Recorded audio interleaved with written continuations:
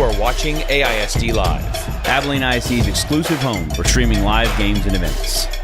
For more live events featuring your favorite AISD students and teams, stay tuned to AISDlive.org, follow us on the AISD Live Facebook page, or subscribe to our Abilene ISD YouTube channel. Visit the AISD Live website for sponsorship opportunity information. Enjoy the game.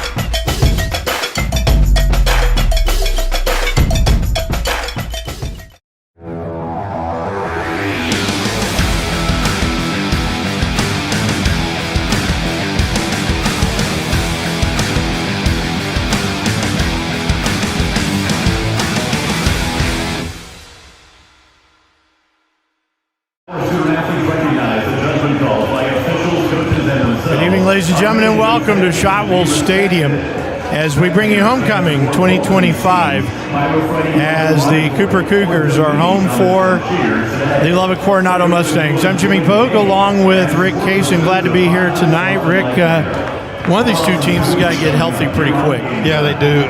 Looks like Coronado is going down the tubes. Cougars starting to get a little bit healthy. Of course, Major De Los Santos is gone for the year. Cougars get Tayton Bender back, who went down last week with getting his bell rung, and Tavius Collier is back after a high ankle sprain against Abilene High. So Cougars are trending in the direction of getting healthy. This is a huge game for the Cougars, though, Jimmy, tonight. You're taking on an 0-3 Mustang team that's basically not a very good football team. But you enter district play next week against Wichita Falls Memorial. Then you go to Wiley, and then Lubbock Cooper comes in. A loss tonight could just be devastating for the psyche of the Cougars. It's a game the Cougars won 53-7 last year, and they look to replicate that here tonight. But Rick, we've seen in the last couple of weeks the Cougars receiver room just get decimated by injuries. It has. I mean, they started the season with 5 strong quality receivers, and you've seen through the first 3 weeks, 4 of those go down with injuries. As you said, Major De Los Santos is gone for the season. Zaylen Johnson should be back next week against Memorial, but Tavius Collier went out, missed majority of the Abilene High game, missed last week, and then when you lost Bender and Johnson last week in the first quarter, things really got hard for the Cougars.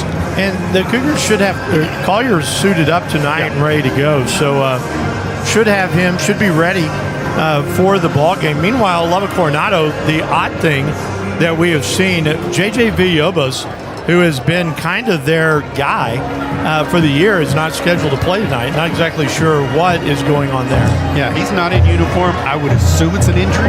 I don't know. We're looking probably to see number 12, Graham Harden, a senior southpaw, that quarterback for the Mustangs, but that's all to be determined. Who's coming out of the field right now, so we wait for Coronado to come out of the locker room yet. Hasn't, just through watching their demeanor on the field, they don't seem very excited to meet. No. They're kind of going through the motions, and also it'll be interesting to see how they come out. If you're the Cougars, you want to jump on them early, let them know from the outset you don't have a chance to win this, and hopefully they'll fold their tents and go home.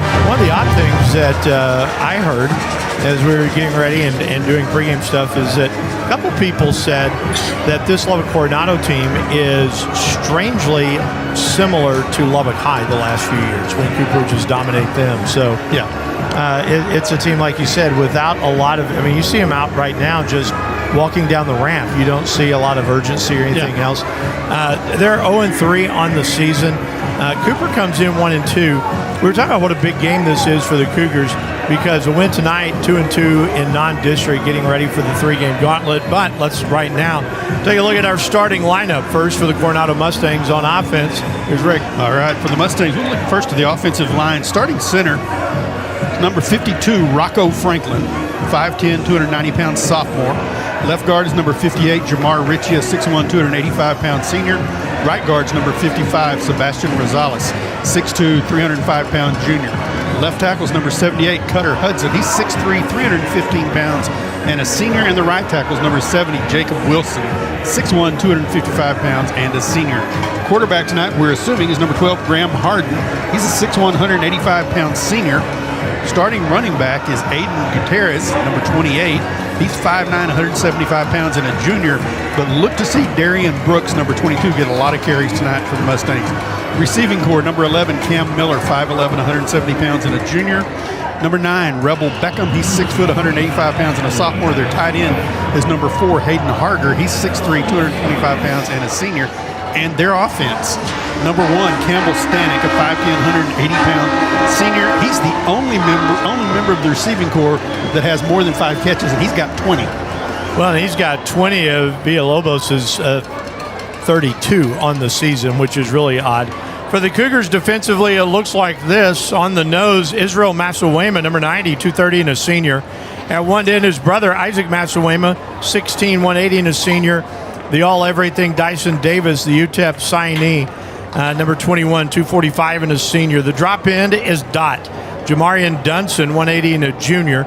Linebacking core, Chris Batty on the strong side, 175 and a sophomore.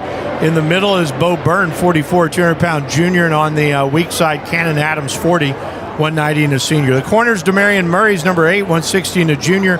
Chris Sears, number 12, 165 and a senior. The safeties, Kamari Titus, number 1, 160 and a senior. Jacob Bynum's number 5, 175 and a senior. Let's take a look at the Mustangs' defense. Their nose guard will be number 19, Jermaine Gibbs, a 6'1", 220-pound senior. Defensive end, number 18, Ezekiel Ramirez, a 5'11", 225-pound senior.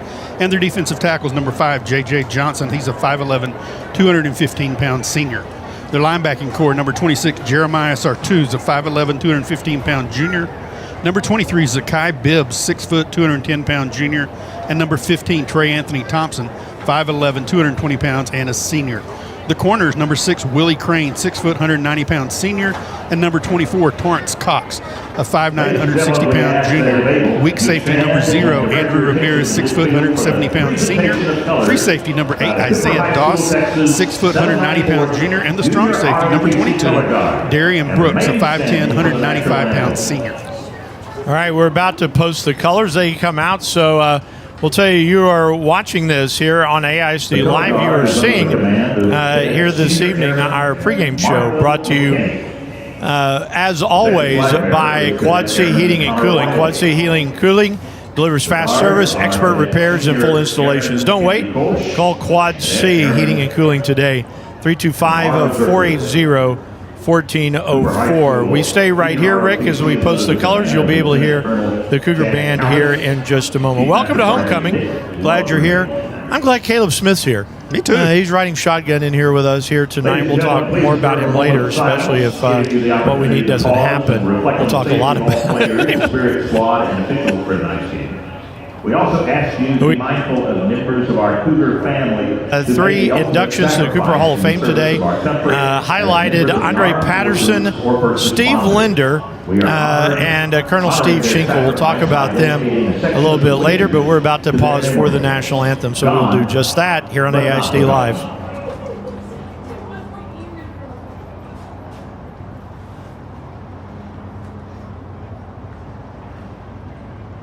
And now, to honor America, our national anthem performed by the awesome Cooper Band.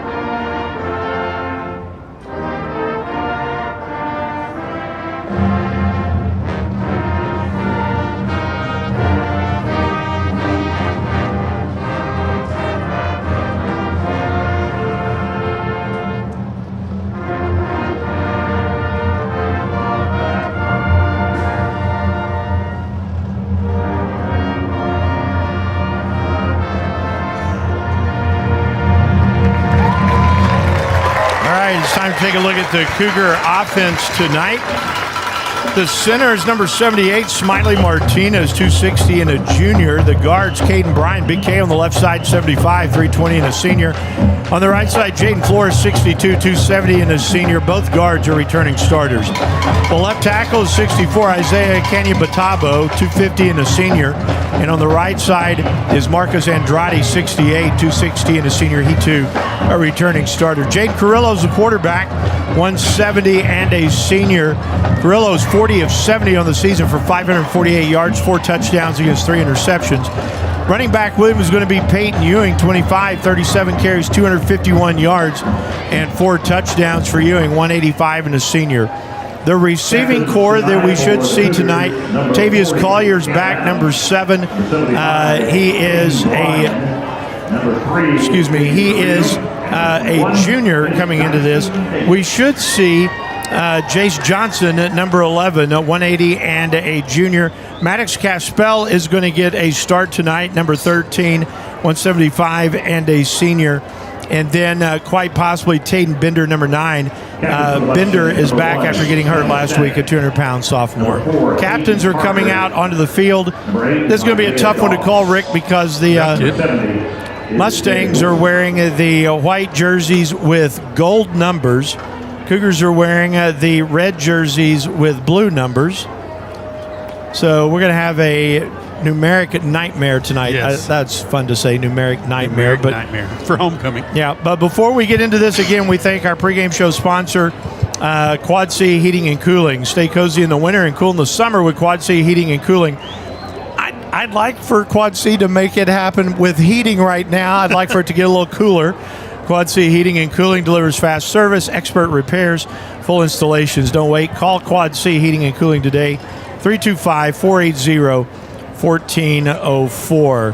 Cougars have won the toss, Rick. They are, I would assume, electing to defer. They did. And Coronado will take the football first, and the Cougars will defend the south goal. 21st meeting between the two schools. Cooper really has kind of owned at Coronado, 14-6 all time. And the Cougars this year, as everybody knows, trying for their 19th consecutive playoff appearance. Head coach Aaron Rohn is in his 8th year, 46-37 overall. And the Cougs tonight, Rick, looking for their 410th win all time as a varsity program. Aaron Rohn. Got any numbers for us? I don't. I'm sorry. What do you think the Cougs have to do to win this? I think they've got to get started early tonight. Defense come out and force a 3-and-out. Offense get out there, drive the field, put points on the board. I think it's imperative that the Cougars take control of this game early tonight. See, the Mustangs are sending deep. Campbell Stanek will be deep in the middle. He's number 1. Got number 7 on the near side, Ethan Tobias. And I think Darian Brooks. It's number 8. So it's Isaiah Doss. Isaiah Doss on the far side. At the top of the screen here on AISD Live. We're glad you're with us here tonight. Homecoming here with the Cougs. Number 37, Daniel Asamani. Daniel Asamani to kick it off, and we're underway. And the kick is going to come down. It takes a bounce and goes out of bounds. Doss, watch that sail out of bounds. It's actually the first kickoff this year for Asamani that has gone out of bounds. And so Coronado will have a 1st and 10. Against the Cougars. Offense at the 30-yard line. At the 30-yard line. Officiating core tonight, Corey James is your referee. Chad Kretschmer is the umpire. Kobe Ford, the linesman. Michael Cole, the line judge. Edgar Reed, the side judge. Sean Droddy, the field judge. And Bobby Pritchard is the back judge. Number 12, Graham Harden at quarterback tonight. Harden on 1st down. That's Darian Brooks in the backfield with him. And on 1st down, he's going to hand off, and Dyson Davis is going to blow the play up. All the way back to the 26-yard line. It's a loss of 4. Brings up 2nd down and 4. Brooks no sooner got the handoff than Dyson Davis was on his back. Just dominated the line of scrimmage that time. Rick, that is 27 with a carry. Zabondrick Stevenson. Again, seeing between the 2 and the 7 in the gold numbers is difficult. Trips to the left side on second down. Harden back to pass, throws underneath, has a man pass caught. Out to the 38-yard line. It's a gain of 12, and it'll bring up 3rd down and 2. A.J. Rico. A.J. Rico in on the stop for the Cougs. Bias with the catch. At the 38-yard line, bring up 3rd down 2 for Coronado. 3rd down and 2.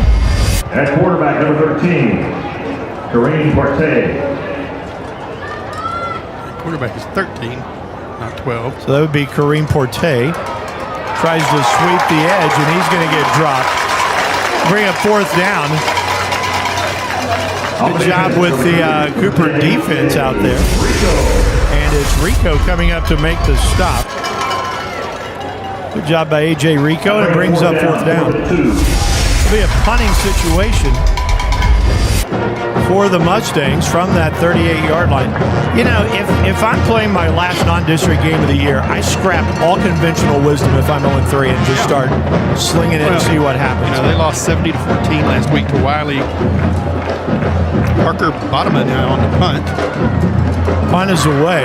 It's a short kick. Cougars need to move out of the way of this. It was touched by number 9 there of Coronado. That was Rebel Beckham, and so the Cougars will have their first possession. 10 minutes to play in the first quarter scoreless ball game, but the Cougars will have the ball at their own 38-yard line. Glad you're with us here tonight.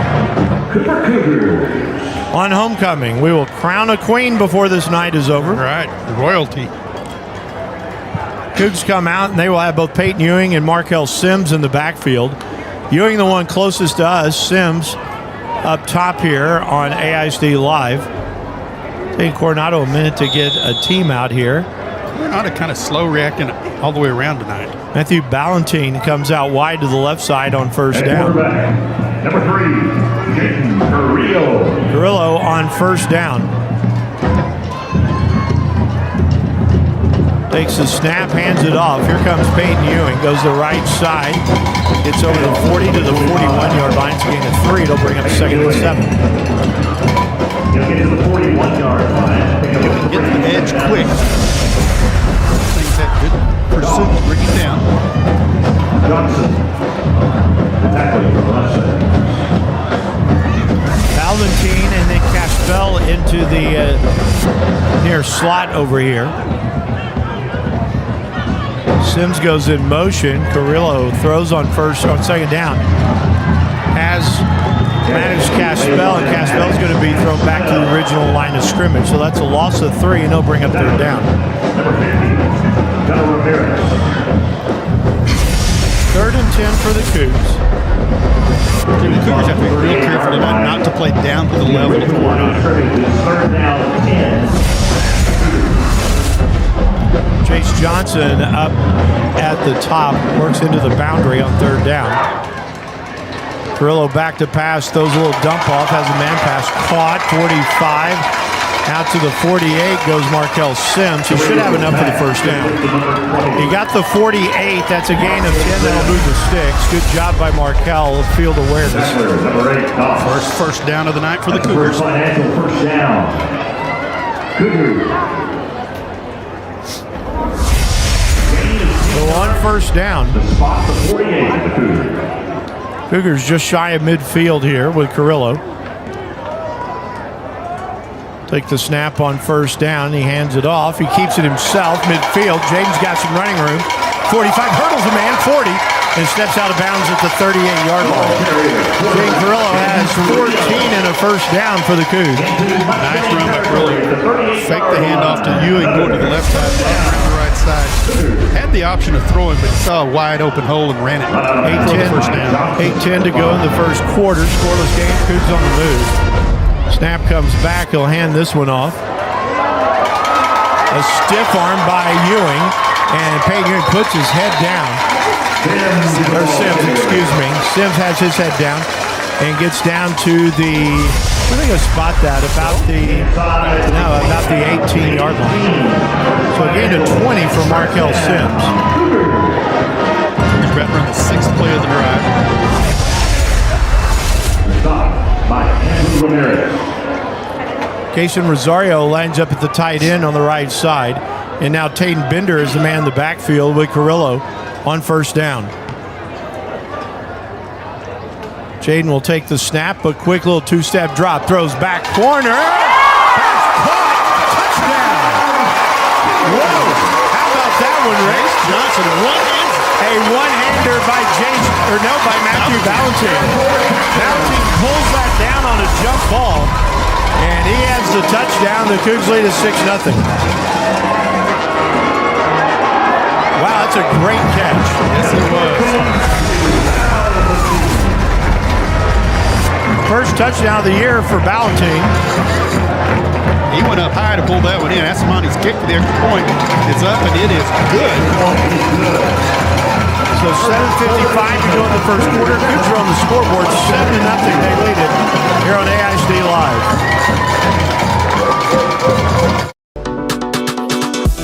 Ready for a more convenient way to purchase Abilene High or Cooper game tickets and a faster way to get to your seat in Shotwell Stadium? Abilene ISD is proud to partner with Hometown Tickets for online ticket sales at all high school athletic events in AISD. For easy access to purchasing, storing, and scanning your tickets at the gate, download the Hometown Fan app available in any mobile app store. Tickets for all high school athletic events can also be purchased on the AISD website via the ticket information page under Athletics or at the gate with a credit card. Varsity home game tickets go on sale at 8 a.m. on the Monday of game week through 12 p.m. on game day. Tickets are not sold on AISD campuses, and cash will not be accepted at Shotwell venue events. Additional information about sub-varsity and middle school game tickets can be found at AbileneISD.org. So what are you waiting for? Download the Hometown Fan app and get your tickets for the big game today.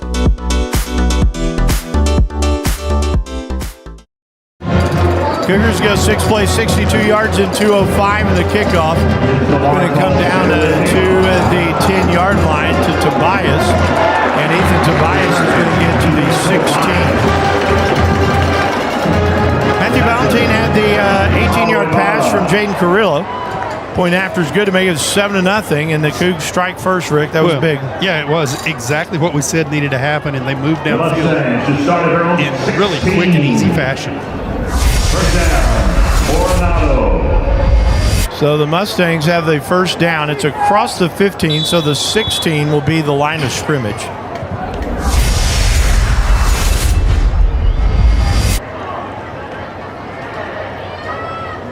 Quarterback Partee. This one is almost intercepted. That would have been an easy pick six the other way. Now Harden is in the quarterback now. Okay. The lefty. I couldn't see on the far side. Who almost had that? I didn't see it. Let's see. I think it's a seal. No. Marty's right here. Yeah. 2nd and 10.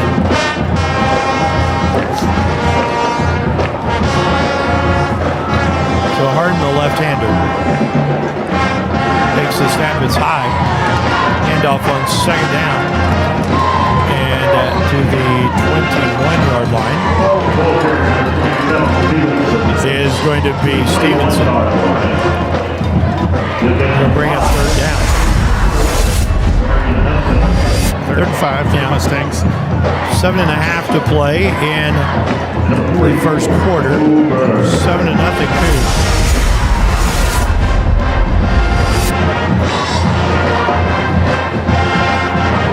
Third down snap to Harden. Hands it off to Stevenson again. Stevenson's going to get pulled down from behind at the 20-yard line. He's going to bring up 4th down. You know, Jimmy, after seeing what Colton Hill did last week against the Cougars, running the fly pattern, running past second, I'm real surprised Coronado hasn't just taken a shot with Campbell Stanek and throwing deep. Yeah. So 4th down, Asir will drop back to receive the punt. Bottoма drops back to punt again. First punt went 24 yards. He had 2 last week against Wiley. The snap sailed over his head. Snap is back. Punt is away. It's a short kick. Cougars got to get out of the way of this one. Takes a Coronado bounce, and he'll roll dead at the 40-yard line. Punt is down to the 40-yard line. 6 minutes, 18 seconds to play in the first quarter. Cougars leading 7-0 here on homecoming. They'll have their second possession at their own 40-yard line. 39-yard punt for the Mustangs.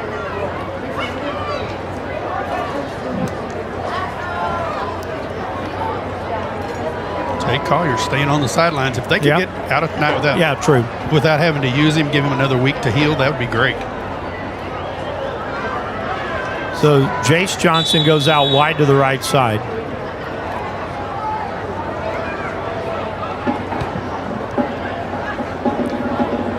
Valentine works closest to us. Caspell into the slot. On first down, Carrillo takes the snap. He's going to hand it off on first down. And to the 46-yard line. Sims with the carry. Markel Sims. Markel Sims, the ball. Gain of 6. He'll bring up 2nd and 4. On the side, Edmond. Cougs run in. DeAndre Landrum here, number 30. At the 37. Second down. So an empty backfield set here on 2nd down and 3.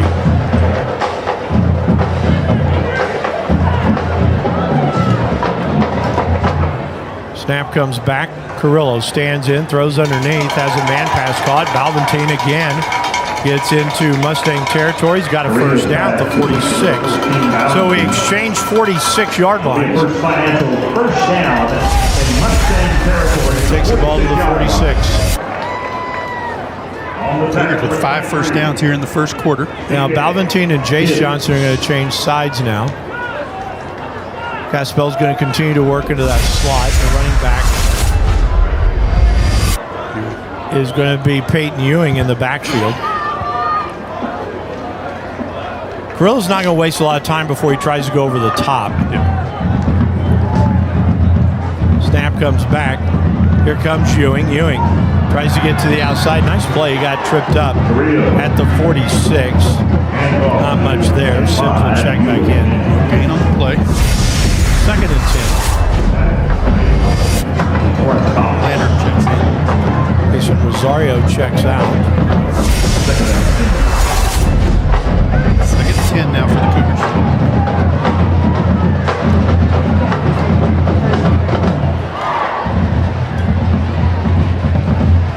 On 2nd down, Carrillo, a little play fake, steps up. Now he's going to tuck it under. He's got a lot of space. 35 to the 30. Jaden Carrillo trying to house it. He gets in and it's 80. Jaden Carrillo from 46 yards out. Boy, once he got around the edge into the perimeter, he was gone, Rick. Yeah, it was a beautiful run. He did a great job. Rolled with the right and signaled for Valentine to go deep. And when Valentine went deep, the secondary went with him. Carrillo had the clear sideline to run, and he sprints into the end zone to make it 13-0 for the Cougars here in the first quarter. Daniel Asamani for the point after. Now the hold of Maddox Caspell. Snap is down, the left footer's kick is up, and it's good. 4:06 to play in the opening quarter. 14-0 Cougs here on AIC Live. Looking for a hands-on career path with high demand and great pay? The welding program at The Lift gives students real-world skills that lead to real opportunities. Whether it's gates or flatbeds, handrails or heavy equipment. If it's metal, you can weld it too. With great instruction, you can master all 4 major welding processes. So get ready to build a career with endless possibilities and join the welding program at The Lift. It isn't just a trade, it's your future. Now back to Cougar football with Jimmy Pogue and Rick Casey. Cougars go 4 plays, 60 yards at 2 minutes, 12 seconds. Jaden Carrillo, a 46-yard touchdown run. Point after has made it 14-0. And Rick, the Cougs look good here in the early frame. They really do. They're taking care of business like they're supposed to. Abilene High leads Midland Legacy 13-0 in the first quarter. Kicking off for the Cougars. Lawrence Hall, Chevrolet Kickoff. Daniel Asamani. Cougs have not kicked to Stanek yet. And this one's going to be to him. He's going to field it on the run at the 5-yard line to the 10. Oh, and he just almost had his head taken off at about the 12. Stanek gets spotting at the 12-yard line. Stanek, like we said in pregame, has been their entire offense. 13-yard line, right? 13. I'll give you an interesting sidebar to this game. You ready? Yeah. The side judge of this game is Edgar Reed. First high school game he's had in a little while. Part of this chapter, but he has a call of SEC and Big 12. Wow. Yeah. Did not know that. We ate fish together last week, and we were visiting about that. Snap on first down. Again, the right-hander this time. And that is Porte. And he gets the ball out to the 20, gain of 7. He'll bring up 2nd and 3. Stanek with the catch for the Mustangs. Is complete to the 20-yard line. Number 10, A.J. Rico. A.J. Rico is in on that stop for the Cougs. Here's Porte on 2nd down. I don't know what happened to Villalobos. I don't know. He played the entire game, I think, against Wiley last week. On 2nd down, Porte has the ball. It's caught by Stanek to the 25. It's a first down. That was almost picked off. Yeah, it was. The guys next door actually said that one of the things that might be going on is they might be resting because they have been banged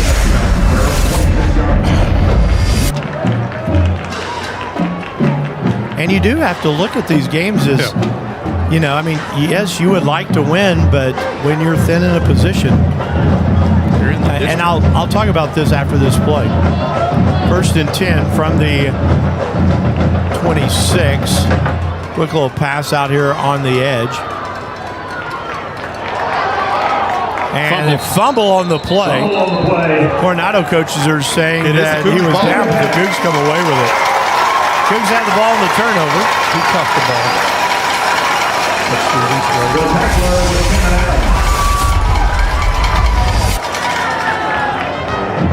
Comes out quickly to Beckham. And Beckham just gets stripped in there. There you see the ball coming out, and the Cougs falling on it. So the Cougs going to try to, with a short field here and a leading by 14, they will have the ball 1st and 10 at their own at the Coronado 31, the plus 31, if you will.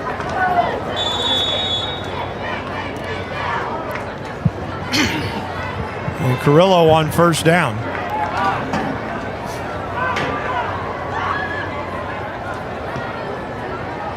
He's going to hand it off. Here comes Sims through the gut. 20, 15, 10. He's gone. Touchdown Cougs. Markel Sims from 31 yards out. The Cougs lead at 20-0. Wow. Great job by the offensive line. And Sims explodes through the hole.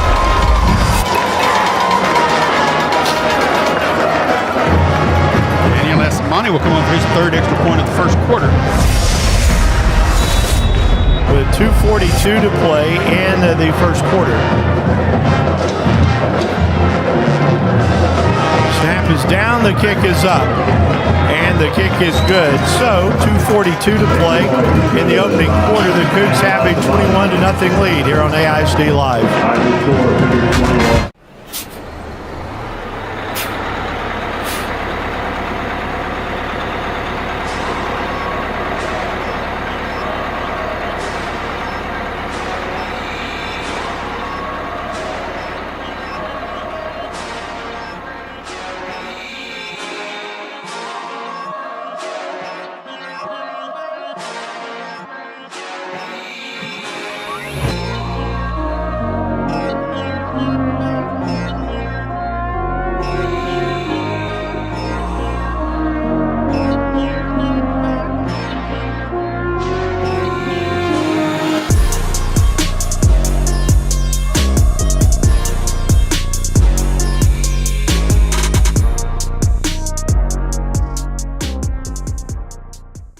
When they came out for pregame warm-ups, so they haven't shown much more interest since the game started.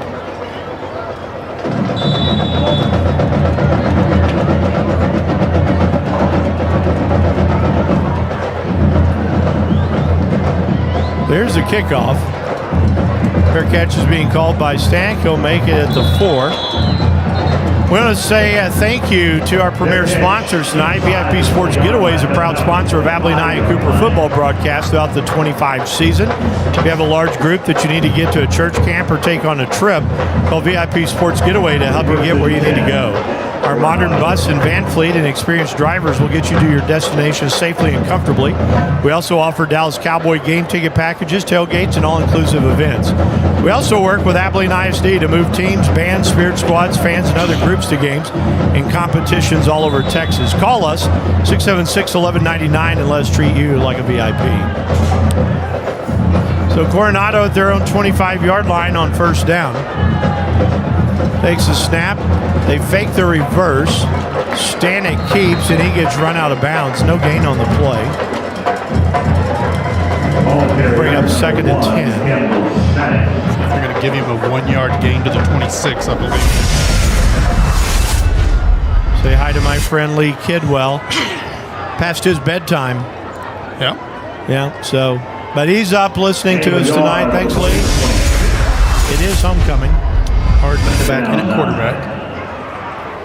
2nd and 9 for the Mustangs. Nothing that the Mustangs is doing right now has any rhyme or reason to it. No. They're just kind of throwing it up against the...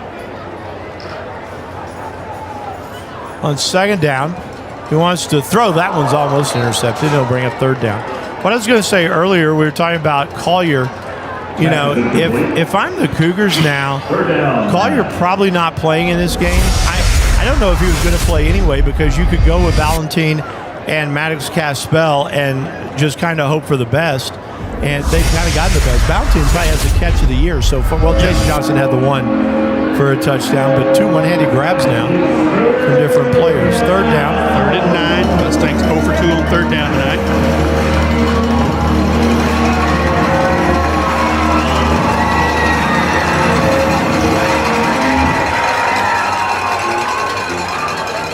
Harden takes the snap, drops back. Oh, he's being chased, and he's going to go down all the way back to the 16-yard line. Dyson Davis jumped on his back. He wasn't the first one there. That's a loss of 10. He'll bring up 4th down. So this will be the 3rd punt now by Coronado, and they bracket it with a fumble in there as well. Dot got there first. Good job, Dot.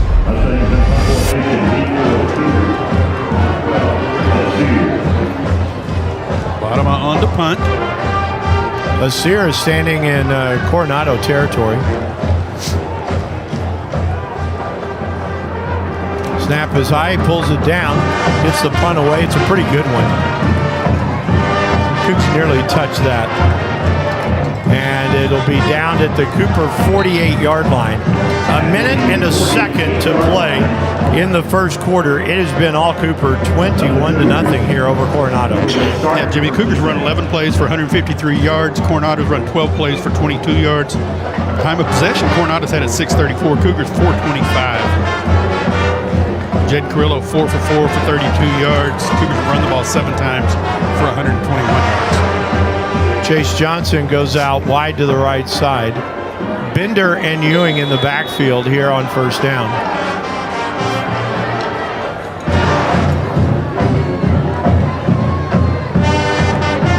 Valentin out wide to the left.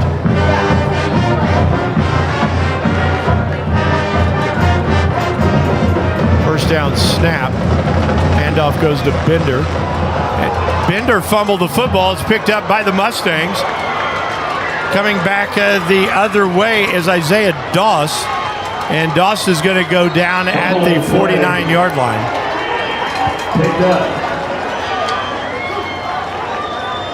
So Bender fumbles on first down. First turnover of the game for the Cougs.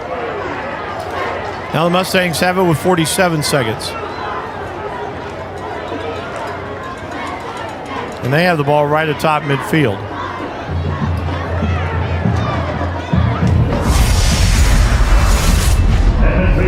First and 10, Coronado. First down for the Mustangs.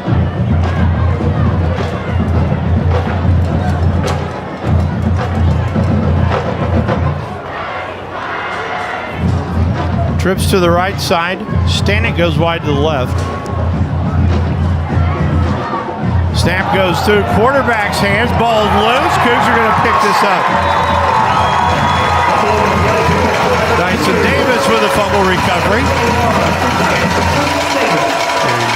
Was that a bad snap? I was looking at the computer. It went right to the quarterback's hands. Yeah. So with 41 seconds to go in the quarter, Cougs have it now at the Coronado 39.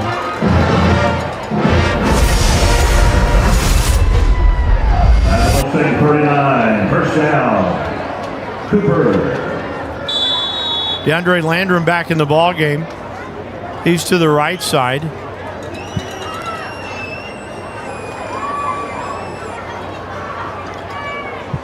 Peyton Ewing is in the backfield with Carrillo on first down.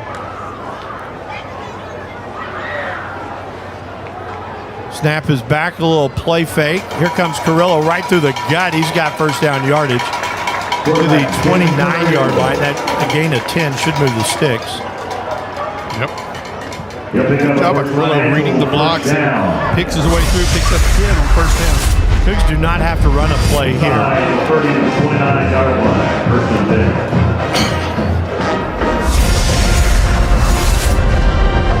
10. Wilkerson in the ball game at a receiver. It's down to the 22-yard line. Gain of 7. That'll take us to the end of the first quarter. One's in the book here at Shotwell Stadium here on homecoming. It's been all Cooper. They lead it by a score of 21-0 here on AISD Live. We're back with more after this. Hey Abilene ISD community, want to catch all the action from Abilene High and Cooper High School games? It's easy. In addition to Facebook and Vimeo, we're now on YouTube. Just head on over to our YouTube channel by searching Abilene ISD and click subscribe so you never miss a live stream. Whether you're cheering from home or on the go, we're bringing the game to you. So join our online cheering section and stay connected with every play. Hit subscribe and get ready to show your school spirit today.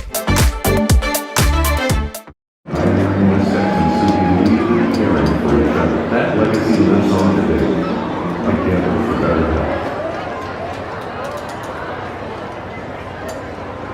it. Ready to start here from Shotwell Stadium. Jimmy Pogue along with Rick Kaysen. Cougars lead 21-0. Yeah, Jimmy, Cougars put up 177 yards of offense in the first quarter to 11 for Mustangs.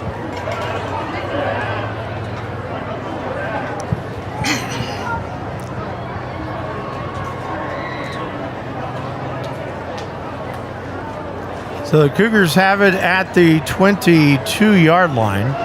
Jaden Carrillo leaves Cougar rushers with 4 carries for 77 yards. Ball the 22-yard line. Chase Johnson in the slot on the right side now. It's a big target over there. Handoff. Bender gets to about the 19. He should have enough for the first down. It'll be 3rd and 1. They're going to mark him at the 20, Jimmy.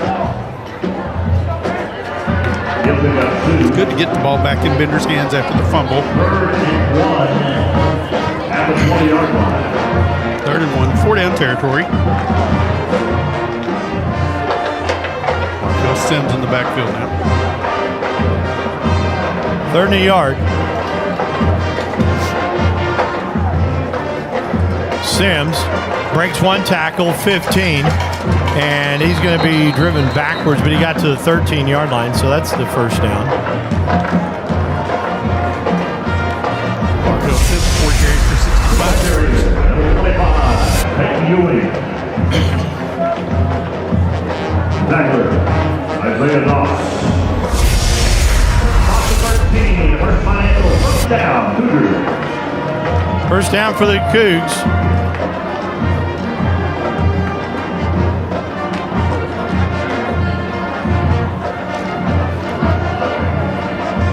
Carrillo brings a man in motion. Snap comes back. Carrillo winding throws. Got a man pass, caught, touchdown. Boy, that was nice and easy right there, Rick. Is that Balvantine again? Yes. Matthew Balvantine has his second touchdown of the night.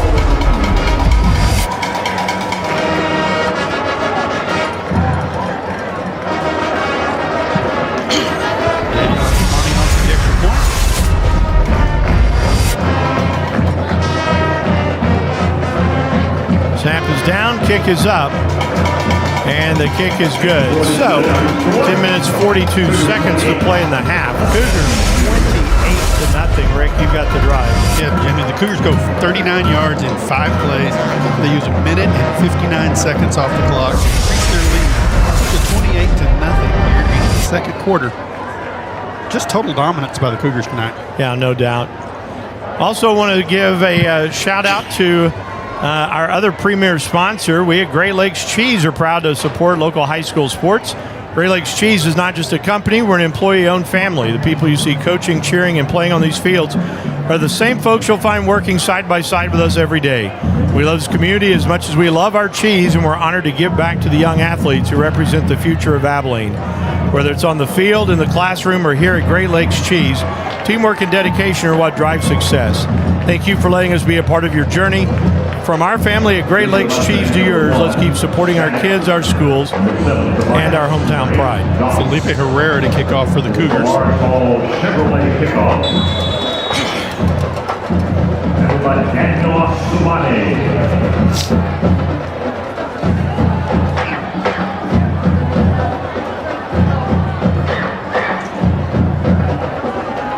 Now kicking off, Felipe Herrera. Herrera ready to kick it off. Short kick, fair catch being called for, and made by Isaiah Doss. Mustang fair catch. Well, Rick, if you are Coronado, if you're Andrew Roy right now, what in the world do you do? I don't know. I mean, I fully expected them to come out and in the first series try and throw it deep to Campbell Stanek, but they're not challenging the Cougar defense at all. One thing, we talked about now, is there a penalty? Move it up to the 41. This will be Harden. Ball is moved to the 41-yard line. First and 10. Man in motion is Stanek. Handoff goes to the second man through. Dyson Davis is having himself a ball game out here. Dyson and Dot are there on the stop. It's going to be a loss of 2 back to the 39. Give Dot a lot of credit. I think he made the initial contact, kind of shot the gap, and shot him right into Dyson Davis. Second down, 12. They've got some talent on this team.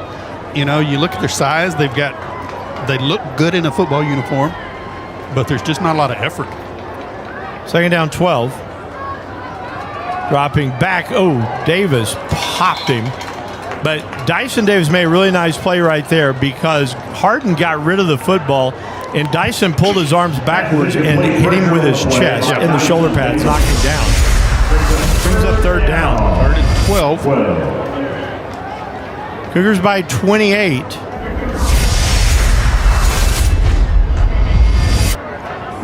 Well, and the Cougs needed a game like this. Yes. I don't know if they need this game, but they need a game like this where they, really right the ship and get ready for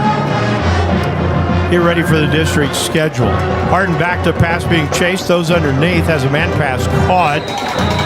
Beckham has the catch, and he is knocked out of bounds at the 44-yard line. And again, like I said, if I were Andrew Roy, I would just sit there and say, hey, guys, we're going to go for it. We may get beat by 80, but we're going to at least try to shake you guys out of the funk. I don't know. Why not? Mustangs in punt formation. Bynum is one deep for the Cougs. Jacob Bynum, 5. Snap is back, punt is away. Bynum is being chased, and he will run this down at the 10. Steps away from one man, steps away from 2. There's a flag. Bynum's got running room. It's going to come back. There's 2 flags. Bynum gets to the 30-yard line, but 2 flags are down. It'll come back. Cougs should start the possession at about their 5-yard line, Rick. Well, they've got both flags down at the 14, so they're going to start at about the 7. For the call from the official. Back in the back.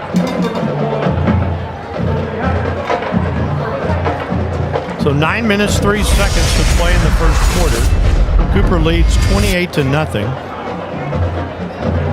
Take the ball down to the 7. Illegal block, move the ball back to the 7-yard line. I see homecoming queen people over there. All right. Really bright colored dresses.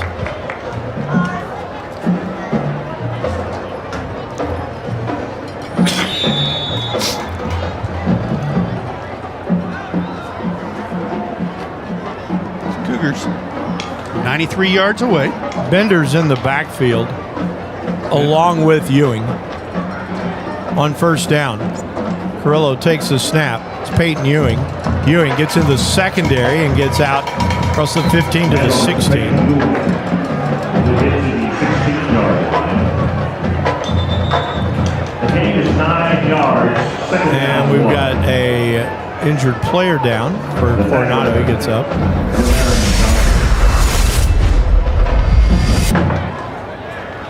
Well, Ewing just had a big gaping hole right there. Went between Smiley Martinez and Jaden Flores.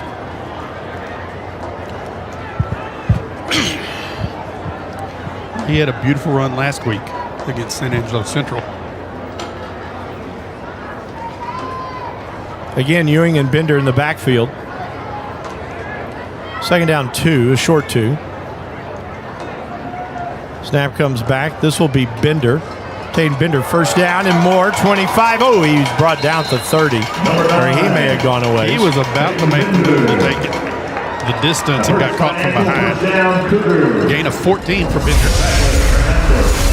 Markel Sims comes in. Bender will go out. The spot to 30. Maddox Caspel comes in at receiver. First and 10 at the 30-yard line. 7:50 to play in the first half. 28-0 Cougs.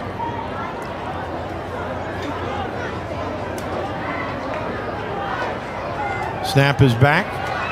Carrillo rolls and throws. He's got a man pass caught at the 39-yard line. And that is going to be Maddox Caspel with a catch. They call him out at the 38. Second down 2.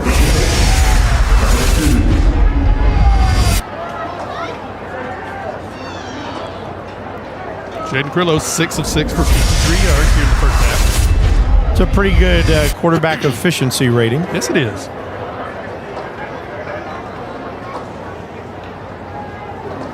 Second and 2.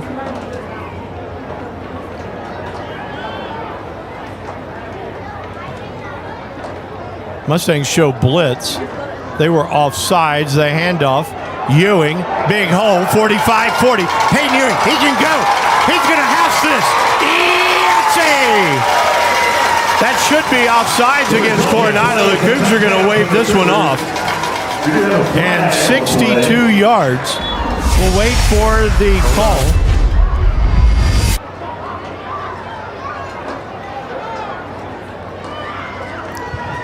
Yeah, it's offsides. Okay. Offside. So Peyton Ewing goes 62 to the house. Wow.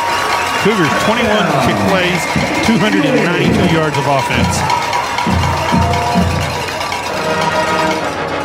Asamani comes on for the extra point.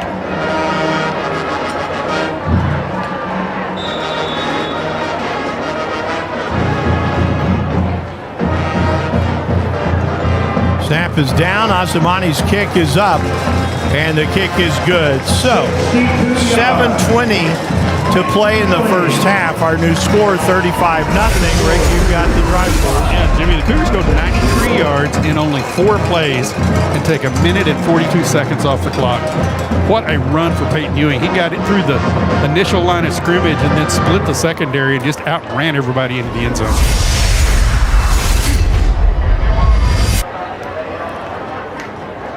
We talked about this earlier. Lubbock High looked really bad a couple of years ago. Yeah. Really, really bad. Coronado is echoing that tonight. They are, and there's no effort. There's no effort. That's what I was going to say. The Lubbock High effort was there.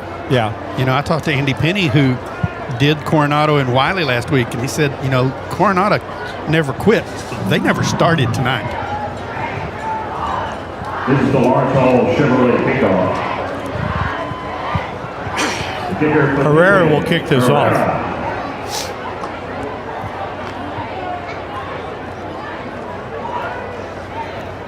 Cougars with 239 yards rushing here in the first half. Wow. Stanek is the deep man for Herrera.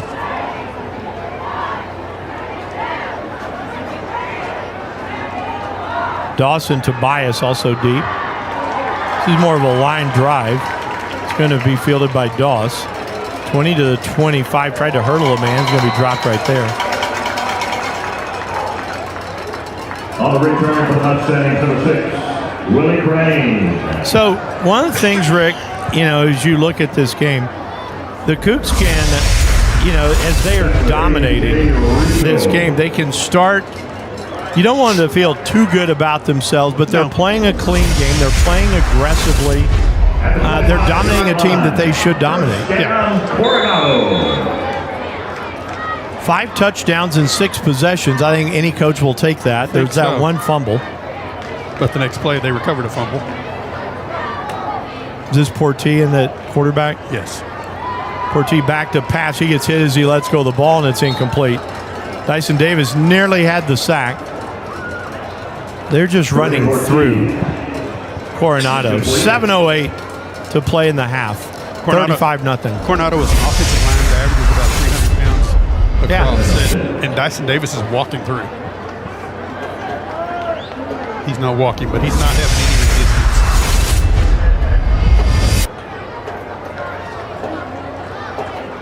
resistance. 2nd and 10.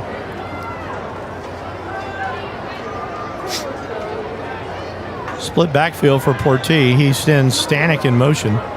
Snap is back. He's going to roll out. Wants to throw. Does. Hit as he lets go of the ball. Nearly picked off. Yeah.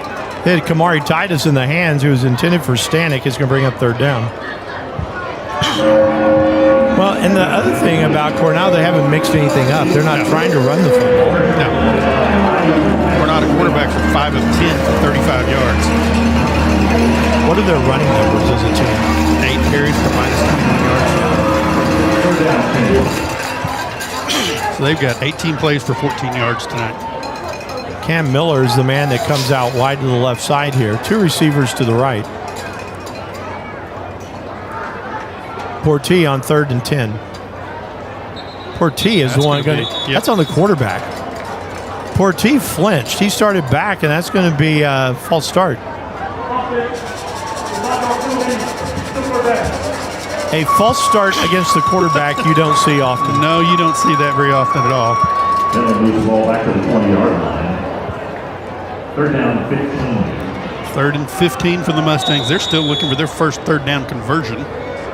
They've got 1 first down tonight to 12 for the Cougars. So 3rd down 15. Snap is back. Portee back to pass. Looks long, throws long, finally airs one out. And he overthrows everybody. That was intended for Stanek. But at least you tried something deep there. Yeah. The Cougars had Stanek blanketed. So now it's 4th down. Well, just case in point, Campbell Stanek has 20 catches on the year for 264 yards. He has 20 of the 32 passes that have been caught by Coronado. Yeah. Bottom of dropped back punt. His 5th punt of the night. And there's still 6:54 to play in the first half. And the Cougars will have the ball to start the second half. Yeah. Coronado can't even get 11 men on the field right now. Play clock down to 4 seconds. We have to snap it fast. Yeah, there's a timeout. Well, Rick, Andrew Roy's got to be frustrated. Yeah. I know last year when the Cougars beat Coronado there, Andrew Roy had talked to Coach Roan about the things that were going on in the program and that he was having to really change a lot of the culture, and that change must still be going on. But I was thinking, you go back to when Seth Parr was there just a few years ago and the level that program was at, and now to see what's on the field tonight. Here's the Hendrick Hill kick cam. So 4th down, punting situation.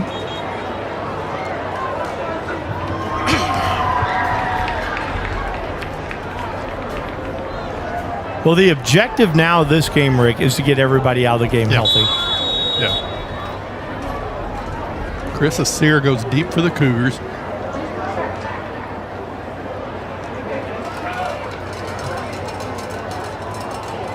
Punt is away, and it's going to take a bounce and check up a little bit right there at midfield. So with 6:43 to play in the first half, and the Cougars with a 35-0 lead, they have the ball again at the 49. You know, and you think the thought is, you replace players and run on your backups. Cougars aren't that deep. You're going to have some of these guys they're going to have to play. Yeah. You might see in the second half a lot of a Peyton Ewing and a Markel Sims. Yeah. You might see a whole lot of running. See Jonathan Rico get some time at quarterback. Coronado's just not in a hurry to do anything. Quarterbacking for the Cougars, number 18, Jonathan Rico. Okay, Rico in the game now. Jonathan Rico in right now.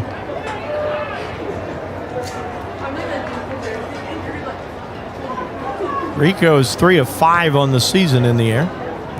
Snap is back. He's going to throw on first down. He throws out here for Balvantine. Tried to make his second circus catch of the night. It's incomplete. Pass is incomplete. Rico comes out firing.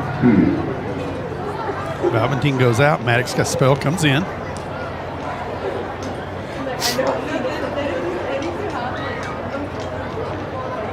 There's just a lot of walking right now by Coronado. Yeah. I think if you're the Cougars, you even this early begin using the play clock.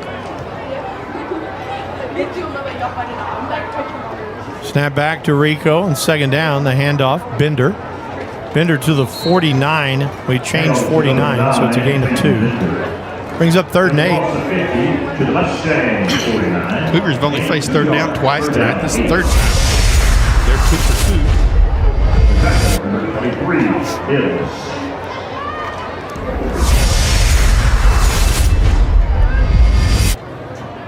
So 3rd down.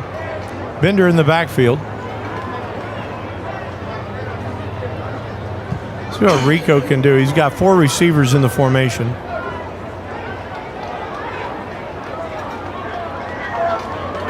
Snap comes back. Rico wants to throw a quick screen, does so. He's got Bender 45-40, Bender 35-30, just tripped up there at the 30-yard line. It's enough for the first down.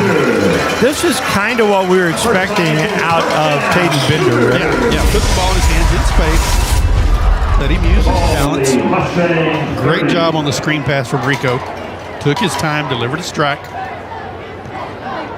5.5 minutes to play in the first half. Cougars 313 yards of offense. Cougars looking to get 40 on the board in the half. Rico makes Bender change sides with him. Trips to the left side on first down. Rico takes the snap. Stands in. Now he's in trouble and he'll fall forward. He gets back to the line of scrimmage and nothing else. Brings up 2nd and 10. Jamarian Johnson, the tackler. Markel Sims checks in. 2nd down and 10.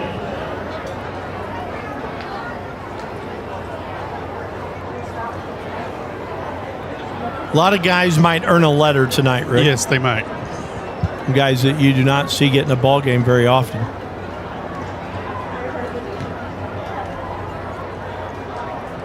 On second down. Snap comes back. Here's Bender. Bender's got a hole. He's inside the 20, and he gets down to about the 18-yard line. Markel Sims with the carry.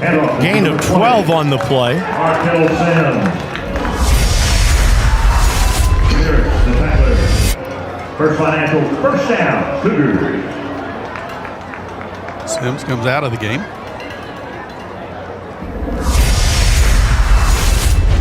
Now he goes back in. Started to say you only had 10 on the field there momentarily.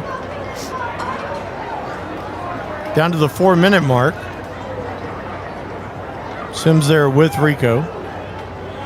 Send a man in motion. Snap comes back.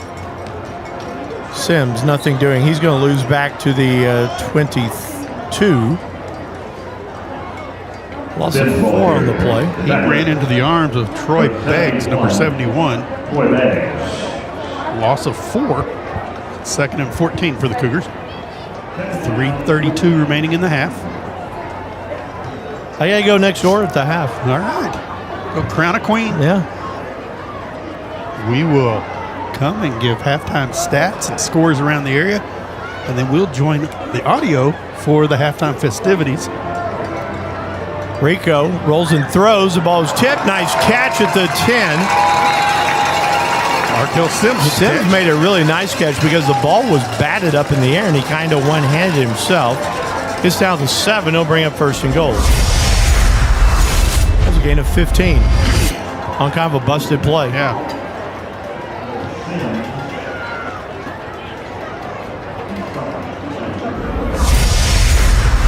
Sims, just a junior. Sims and Bender in the backfield. Snap comes back to Rico. He's going to hand it off. Sims inside the 5 down to the 4. Cougars is absolutely wearing out the clock here in the 2nd quarter. 2nd and goal from the 4. Comes Ewing into the game. Sims will check out.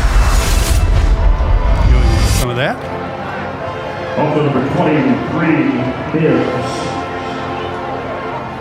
2nd and goal. 2nd down goal. Bender and Ewing in the backfield. Rico's doing a nice job of letting the play clock run down. Snap is back. The handoff, Ewing. And Ewing's going to get submarine there at the 1-yard line. It's going to bring up 3rd and goal. To the 1, Peyton Ewing. Jimmy, before that play, Cooper has averaged 11.7 yards a play. Coronado has averaged 0.7 a play. Wow. And we will run into the 2-minute timeout. 2 minutes to play in the first half. 35-0 Cougs. We will be back with the final 2 minutes after this here on AISD Live. I'm Sandra, this is Jorge, and we were adopted in 2019. I remember when they first came to us, Michael was already a teenager. The whole cliche of they're so lucky to have you guys, and it's the other way around. They have changed our family for the better. They chose to love us. They didn't have to. They chose us. Family. Learn about adopting a teen from foster care. You can't imagine the reward. Visit adoptuskids.org. 2 minutes here at Shotwell Stadium. 35-0 Cooper. Cooper trying to 40-piece Lubbock Coronado in the first half. They're a yard away. Taden Bender and Peyton Ewing in the backfield with Jonathan Rico. Back to play. Cougars have the ball, and it's 3rd and goal. 3rd and goal from the 1.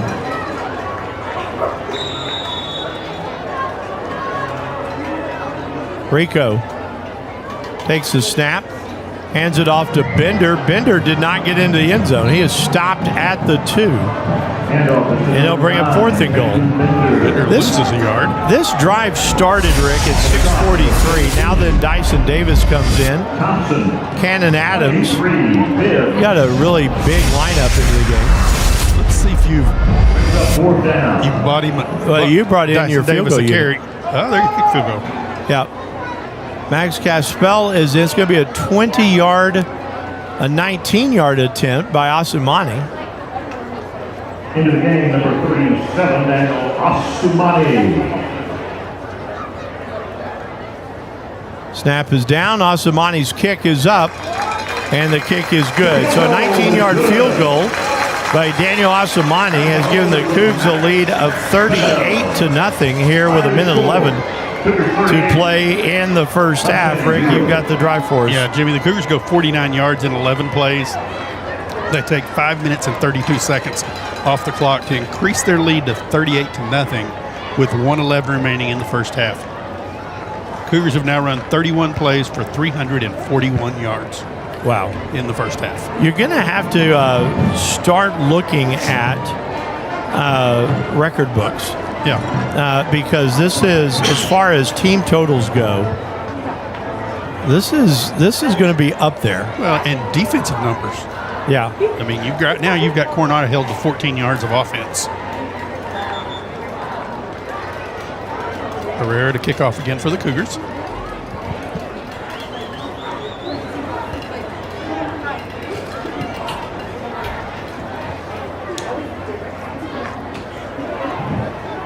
So also, Herrera will kick this off.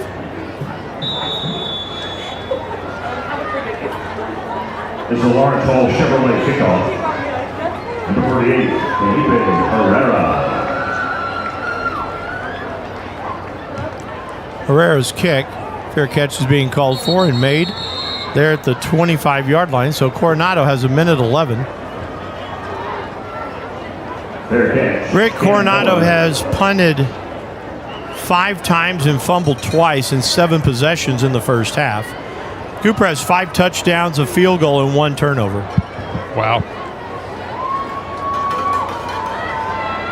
It's just been as lopsided as can be. Yes, it At has. the 25-yard line, first down, Coronado. I mean, Graham Harden at quarterback now, I believe, the lefty.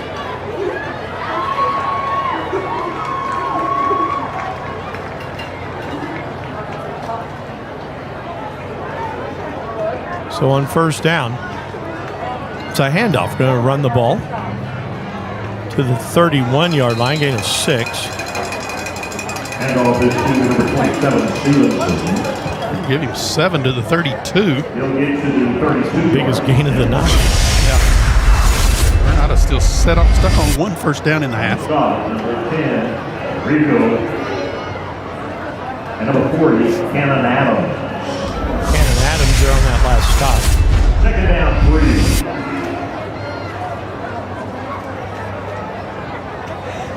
Snap is back to Harden. Again, they keep it on the ground. And Stevenson gets to the 34. He's close to the first down. 34-yard line, third down, 1. 20 seconds to play in the half.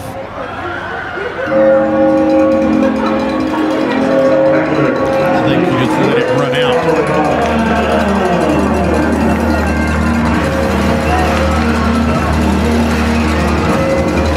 Says they're not going to run a play. That's going to take us to the end of the first half. That's odd too, Rick, that they didn't even try to run the play out of that. We played a first half, 38-0 Cougs. We got to go crown a queen. Rick's got the halftime show brought to you by Smoothie King coming your way after this here on AISD Live. Abilene. I'm James Montgomery, plant manager at Great Lakes Cheese. And I'm Trevor Hensley, production manager at Great Lakes Cheese. On behalf of all of us at Great Lakes, we'd like to say how proud we are to support all of our local high school sports through this sponsorship. At Great Lakes Cheese, we're not just a company, we're an employee-owned family. That means the people you see coaching, cheering, and playing on these fields are the same folks you all find working side by side with us every day. We love this community as much as we love our cheese, and we're honored to give back to young athletes who represent the future of Abilene. Whether it's on the field or in the classroom, or here at Great Lakes Cheese, teamwork and dedication are what drive success. To all the athletes, coaches, parents, and fans tuning in, thank you for letting us be part of your journey. From our family at Great Lakes Cheese to yours, let's keep supporting our kids, our schools, and our hometown pride. There is a road laid out for me. First night here, but Amy seems cool. Leading down to the river. I am blind, but I need not see. What do you think? I know this road is there for me. If I'm really free, take me down to the river and walk. The Big Country Athletic Hall of Fame is a nonprofit organization dedicated to the preservation of sports history, highlighting the spectacular achievements of the greatest athletes with ties to the Big Country. Come by and celebrate as we salute and honor the lives of those that gave us great joy as they inspired others and promoted the human spirit. The Big Country Athletic Hall of Fame is located in the Mall of Abilene and admission is free.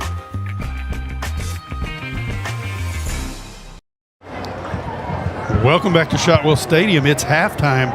Cooper Cougars lead the Coronado Mustangs in the homecoming 2025 game by a score of 38-0 at the half. I want to welcome you all into the Smoothie King halftime show. Smoothie King now serves food. Power up with Power Eats loaded toast with avocado, peanut butter, or chocolate hazelnut, stacked with fresh fruit and plenty of protein.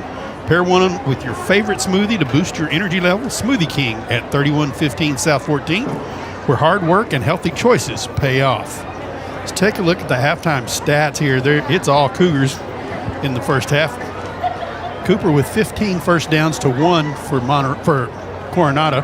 Cougars ran the ball in the first half 22 times for 254 yards. Coronado ran it 10 times for minus 12 yards. Cooper quarterbacks 8 of 9 for 87 yards. Coronado quarterbacks 5 of 11 for 35 yards. So in the first half, Coronado runs 21 plays, gains 23 yards. Cooper runs 31 plays, gains 341 yards. Mustangs have been penalized 1 time for 5 yards. Cougars 2 times for 12 yards. Mustangs have punted 5 times for a 35.2 yard average. Cougars haven't punted. Mustangs have had the ball 10 minutes and 8 seconds. Cooper 13 minutes and 52 seconds. Coronado 0 for 5 on third down, not yet to go on fourth down. Cougars 3 for 4 on third down. They too have not gone on fourth down. Look at individual numbers now. First for the Cougars, Jaden Carrillo 6 of 6 for 53 yards and 2 touchdowns. Jonathan Rico 2 of 3 for 34 yards. Jaden Carrillo leads Cougar rushers with 4 carries for 77 yards and a touchdown. Peyton Ewing has 5 carries for 77 yards and a touchdown.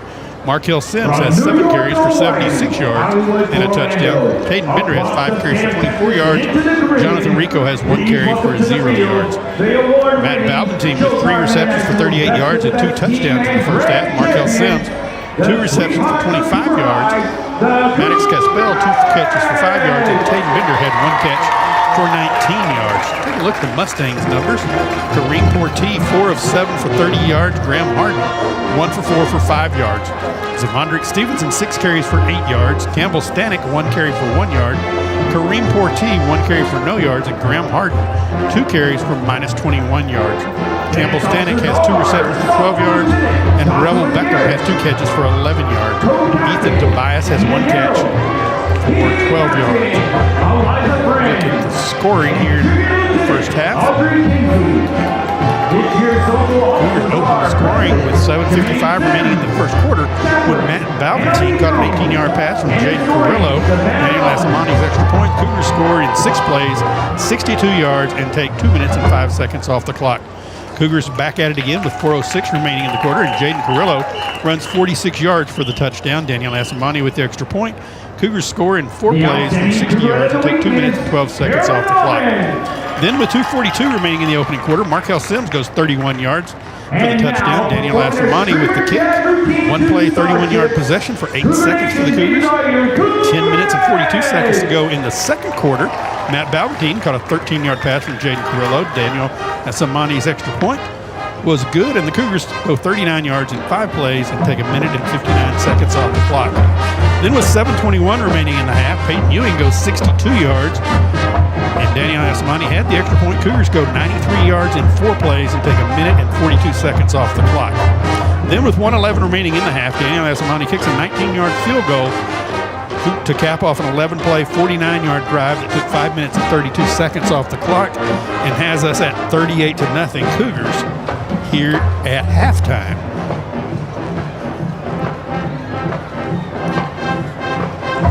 Let's take a look at some scores from around the area before we take our break for halftime festivities. Last night in Dallas, South Oak Cliff beat Dallas Spruce 59-0. Abilene High and Midland Legacy, with 2 minutes and 57 seconds remaining in the half, are tied at 21. Albany leads Kahoma 12-7 at the half. Canyon Randall leads Wichita Falls Legacy by a score of 14-0. Amarillo Paladura and Amarillo High are tied at 14 up in the Panhandle. Plainview trails Dumas 14-10. Lubbock Cooper leads Wolford Friendship by a score of 21-14. Clyde all over Snyder at the half, 35-7. Wichita Falls Memorial leads Andrews by a score of 17-0 at the half. Stanford leads Roscoe 14-7. Nearing halftime, Raleigh trails De Leon 26-8. Duncanville leads Waxahachie by a score of 20-9. San Angelo Central leads Belton at the half 28-7. Godley leads Waxahachie 28-7. Waco La Vega leads Brownwood 24-3. Jim Ned trails Jacksboro 7-3. And Wiley trails Stephenville 21-7. Those scores were all up today. We've had our halftime stats. We're going to go ahead and take a break and listen to the awesome Cooper Band and crown a homecoming queen in just a few moments. The outstanding section of the week is the home. The outstanding freshman of the week is horn player Lionel Williams. Tonight the band will perform a portion of their UIL contest show entitled Mirror Mirror by Paul Jasso, featuring flute soloist Isis Salazar and trombone duet by Kenneth Abbott and Zoe Eaglehoff.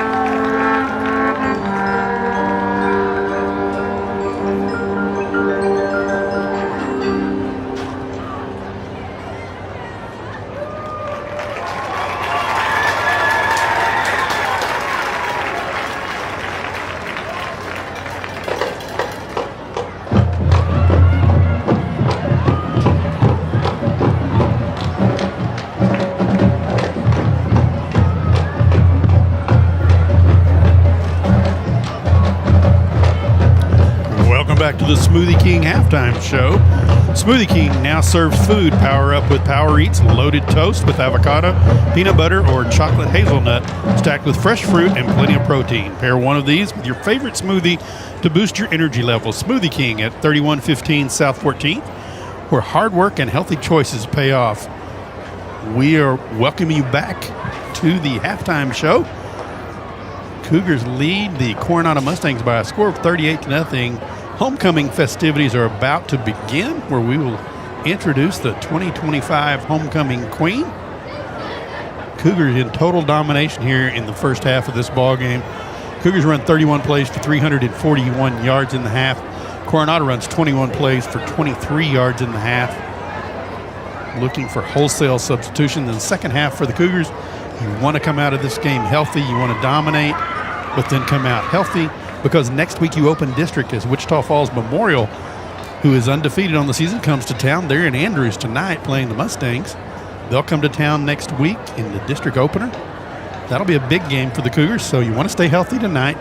I'm going to go ahead and take a break now so that you can watch and listen to the homecoming festivities here at Shotwell Stadium.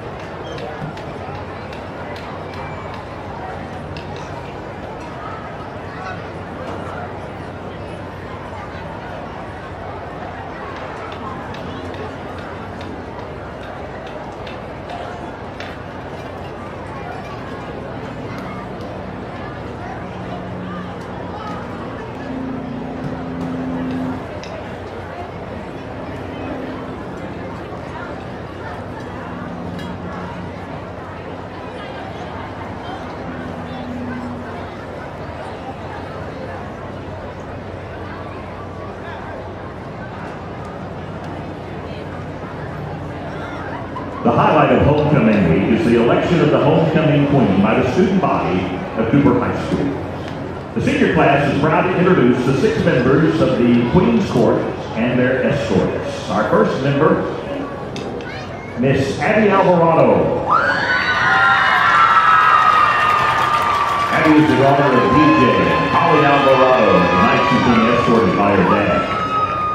Abby is involved on the Cooper softball and track team. Miss Abby Alvarado.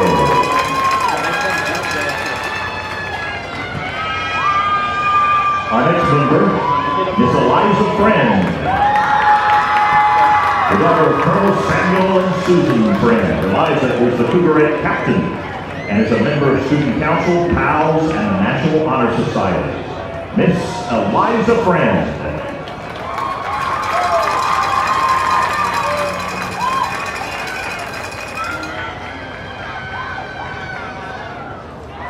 This year, we have 4 finalists who were selected by the senior class of 2026. We're proud to present to you the 4 nominees for Homecoming Queen 2025.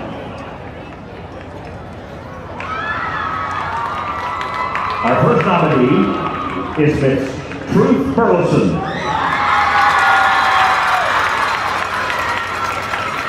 Truth is the daughter of Scott and Natasha Burleson, and tonight she's being escorted by her dad. Truth is the president of the Student Council, a member of the athletic training staff, PALS, and the National Honor Society. Miss Truth Burleson.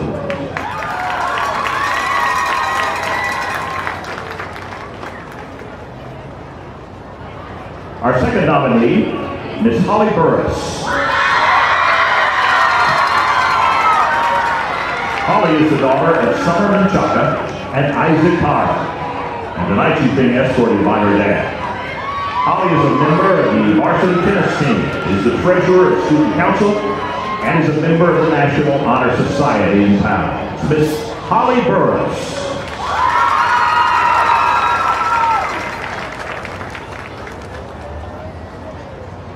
Our third nominee, Miss Annalee Jones.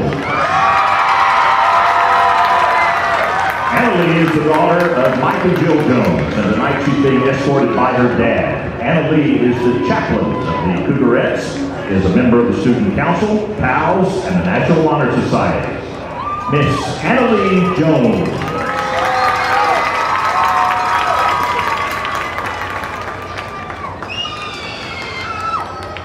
Our fourth nominee, Miss Ghislaine Lashika.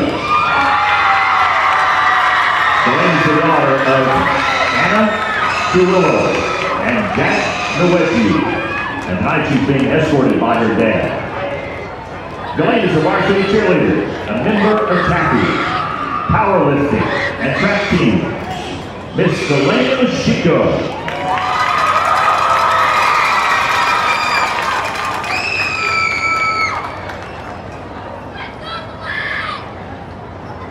Mr. John Patrick, principal of Cooper High School, Miss Mary Catherine Timpner, Dean of Instruction, and Student Council Vice President Van Singh will present your Homecoming Queen for 2025. Ladies and gentlemen, Cooper High School proudly presents the 2025 Homecoming Queen, Ghislaine Lashika.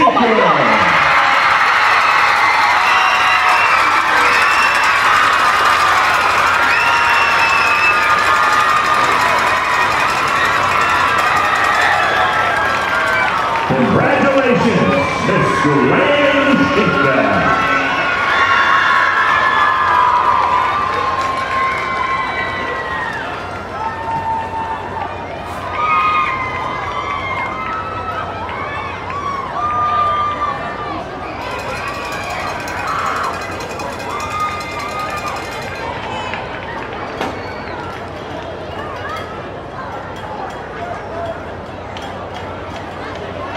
Joining our Queen's Court and Queen in the parade royalty, our Principal Don Patrick, Associate Principal Randy Willis, School Counselor Gerald Wilkerson, Assistant Orchestra Director Terry Pitts, 2025 Hall of Fame inductees Steve Linder and Colonel Steve Schinkle. Thank you all for your devotion to Cooper High School. Once again, congratulations to Miss Ghislaine Lashika.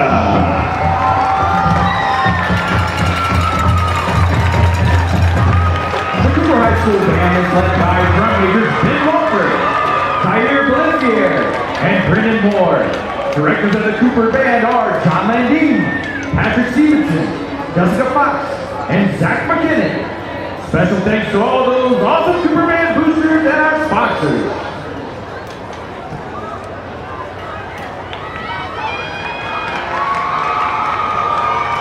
As the Queen and her court leave the field, we send a special thanks to Brittany at Lucille Flowers for the beautiful Queen's bouquet. The Student Council, administrators, and administrative staff are organizing all of the homecoming events.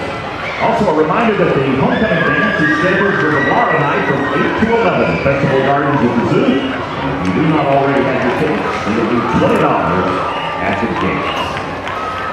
Homecoming Queen, Ghislaine Lashika.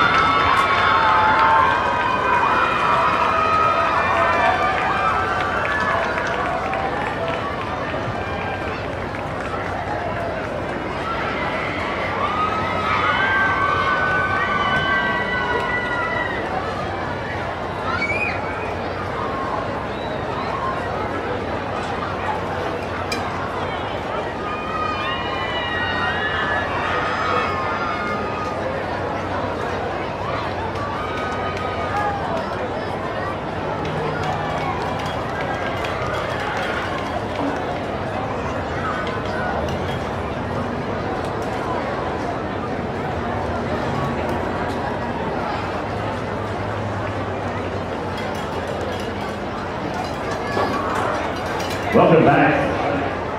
The class of 1976, the 50th anniversary.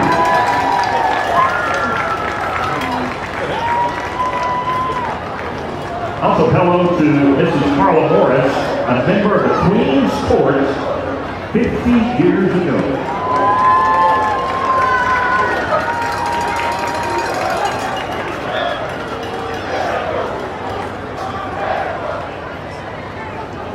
Welcome back to Shotwell Stadium. It's halftime. We've got about 4 minutes left. We have a new queen. I need a smoothie. Smoothie King halftime show. I need a smoothie. But congratulations, as you were saying, we do have a new queen, Ms. Ghislaine Lushika. Ghislaine's a varsity cheerleader, a member of Taffy powerlifting team and track teams, and she is the 2025 homecoming queen. So congratulations to her. She gets the first dance tomorrow night at the homecoming dance. So you ready for the dance tomorrow? Yeah, that's all that's left now. Drop it like it's hot. Yeah, absolutely. Hey, I'll tell you what, though. This has been a great day. Today, we inducted our 95th, 96th, and 97th members of our Hall of Fame. Wow. Steve Linder is the 95th. He, the front man for a group called Vocal Trash. He has played in every continent in the world except Antarctica. Wow. He has been a mainstay at the State Fair of Texas. He's played at Disney World Orlando. He's played all over the place. He plays 8 instruments, and he was tapped by the United States years ago to bring a powerful message of good behavior, friendship, being environmentally safe. I knew him from Hardin Simmons. There are a lot of cowboy band guys that were there today, and We want to say thank you. so he was inducted, and then Andre Patterson, the most decorated high school basketball player in Abilene history, in Abilene ISE. The only player that's ever been drafted in the NBA. There's been a couple have signed. Tom Stanton signed and played, but Andre was the 46th pick of the 98 draft by the Minnesota Timberwolves. Played 9 years in La Liga overseas, played 2 years in the NBA. All-time leader in points and rebounds. He was Mr. Basketball in the state of Texas and McDonald's All-America. Played for Bob Knight at Indiana. Great to see him again. He was, in the early days of my teaching career, taught he and his brother Rodney. Really good seeing. I had not seen Rodney in a really long time. Andre is now a vice president of basketball operations, I believe, for the Portland Trailblazers. And then finally, Colonel Steve Schinkel was a decorated veteran of the War on Terror, full colonel, came here to direct the Air Force Junior ROTC. My favorite part of Colonel Schinkel's story, his son Luke, when he came here and he started teaching, Luke and my son Jamie the same age, and I was coaching soccer at the time, and Luke started playing soccer on the Sting Soccer Club. I had not seen him in years, and I get this today. I'm walking in the library. He's a grown man now. He's no longer 12, and he's like, "Hey, coach," and I was like, "Wait, what? That kid's talking? Oh my gosh, it's Luke Schinkel." So that was really funny. But congratulations to those 3 men, and it was really a fun day. So next year somebody will be number 100. Yeah, quite possibly. It depends on how many the committee votes on. But my thanks to the committee that serves, and it went really well. Yeah. And I like the way that it go. I mean, you see people in this. There were a lot of Hall of Famers that came back today. Richard Burke was there, Rick Myers was there, Gail Gregg was there, Sherilyn Hanks was there, Krista Black was there. I'm going to end up leaving some people out, but there were probably a dozen former Hall of Famers that were there to see the next class that came in. Wonderful. Yeah, so that was a lot of fun. Cougars and Mustangs make their way back onto the field. Cougars lead this one 38-0. They're going to receive the second half kickoff. Jake Carrillo warming up on the sideline, but I don't think we'll see him anymore tonight. If we see Carrillo, I think we see him for maybe a series. Yeah. But I'm like you. I mean, you're up 38. Yeah. I don't think that you need to prove that you can score 70. No. I think that you need to get out of this ball game injury-free. We have seen with the Cougars what we thought was a stable of receivers get pared down by a lot. And so I don't think that you want to see anybody taking the chance on getting hurt. But we've seen somebody tonight step up in that receiving crew in Matthew Balvin. Oh, absolutely. He has stepped up and had 2 spectacular touchdown catches. So maybe you're finding something there. Well, and what you found, and I'm glad of this, the Cougars have not had to rely on Jace Johnson tonight. Yeah. You know, Max Caspell has a couple of catches. Jace doesn't have a catch. And then Valentine has a couple of catches. You know, so, Markel Sims has a catch. Bender has a catch. I would like to see us work as much as anything. I would like to see us work Donnie Wilkerson a little bit. Yeah. So Sky Zint, number 90, will kick off for the Mustangs. Deep for the Cougars will be Chris Asir, and can't tell who the other one is. Well, it's going to come down to the 24-yard line and returning it out to about the 39. Valentine has just gotten work tonight. He has. In the third quarter, Cougars will start. So I did cheat a little bit, Rick, while I was over there. I saw that Duncanville was up. Yeah. It's still 20-9. 20-9. That's this one score I saw. Yeah. Saw Wiley losing to Stephenville. Yeah.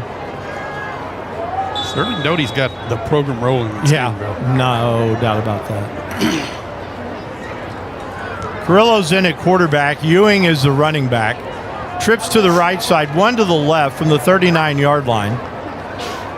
Like we said, this might be the only series you see of the second half. Carrillo's going to throw on first down. He goes up top, and the pass incomplete. No flags. Bring up second down. Next week, Rick, it starts for real. Not that this isn't for real, but it starts with Wichita Falls Memorial. Yeah, that'll be a big ball game here. Cougars, I think to make the playoffs again, it's imperative to get one of these first 3 district games, at least one, maybe 2. Well, and you realistically have 3 home games. Yeah. You know, I mean, I know you have to go to Wiley, but I'm saying that you've got the home game with Memorial. You go up the road to Wiley for just a little bit, and then you return home for Lubbock Cooper. Here's a little reverse, a little jet sweep. And getting out to the 43-yard line was Caspell. It's a gain of 4. It's going to bring up third down. 3rd and 6. Cougars 3 for 4 on third down tonight. But I agree with you. I think you've got to have one of the next 3. Yeah. I just think 2 would be really nice. The way Paladura is playing, you do not want to go to Amarillo that last week in November. Right. In a do or die there. Third down, Ewing in the backfield with Carrillo. Snap comes back, a quick drop by Carrillo. He looks long, throws long, looking for Valentine. And that ball goes out of bounds, so it'll bring up fourth down.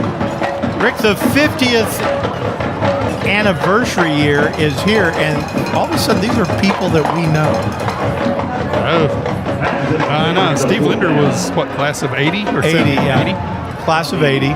But our friend Carla Morris, yes, that we know quite well, was on the homecoming court 50 years ago.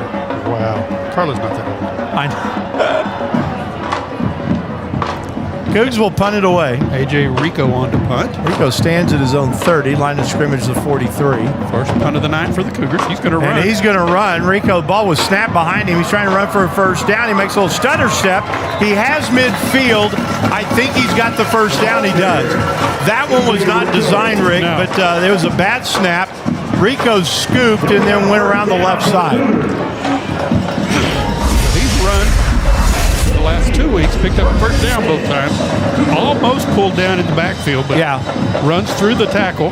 Well, and that one was, I mean, last week he saw the opening. I don't think he saw the opening then. He just had to fire because the snap was bad. So first down for the Cougs at midfield. Carrillo stays in the game. Ewing and Sims in the backfield. 10:27 remaining in the quarter. Still 38-0. Cougars with the lead. Here's Markel. And he's going to get knocked down at about the 48, gain of 2. Bring up 2nd down and 8.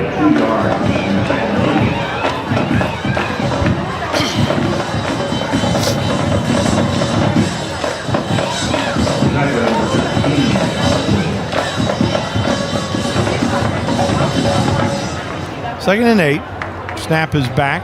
Carrillo pulls it down. Little swing pass. Has a man Ewing. 40, 35, 30, 25. Peyton Ewing gone. He's gone. Touchdown. Peyton Ewing from 48 yards out. The Cougars lead it 44-0. What a nice play. Ewing just kind of flashes out into the flat. Carrillo rolls out. Easy pitch and catch, and then Ewing turns on the jet, sprints right down the field for the touchdown. Cougars lead 44-0. Herrera comes on now for the extra point. So Herrera's first point after. Snap is down, kick is up, and the kick is good. 9:45 to play in the third. Our new score, Cougars 45, Mustangs nothing here on AISD Live. Man, I loved playing high school sports growing up. And it's fun being a fan now, don't get me wrong.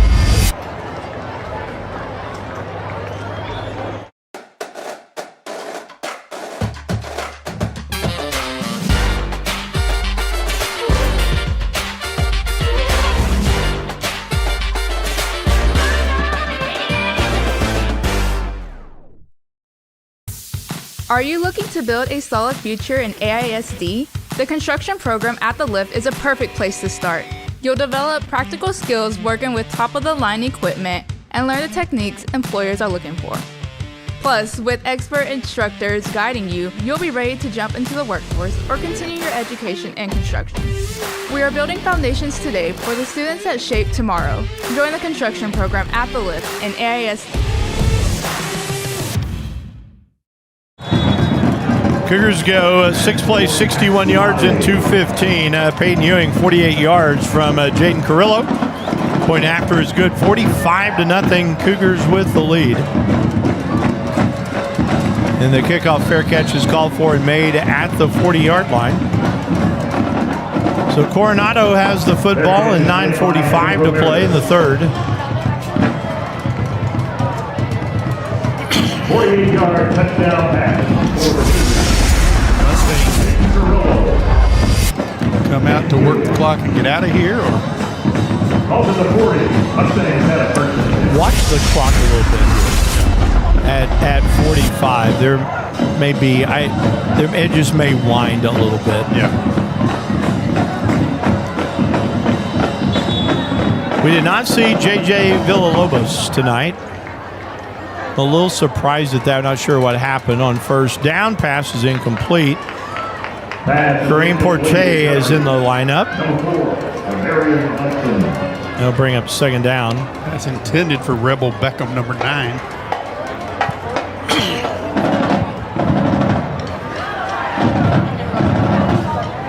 Second and 10.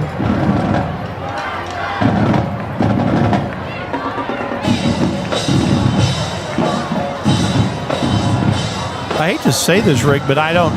Well, we'll say it after this play. Porte rolling out, throws. He's got a man pass caught at the 39-yard line. Nice catch. That is a very nice catch, and that is Campbell Stanek,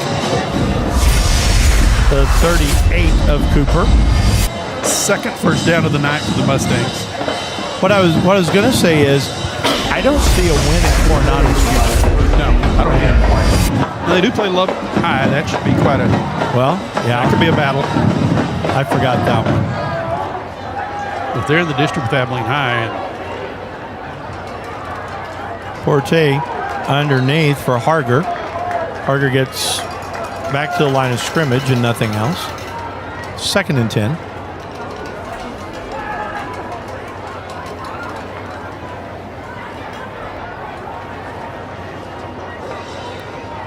Second down from the 38.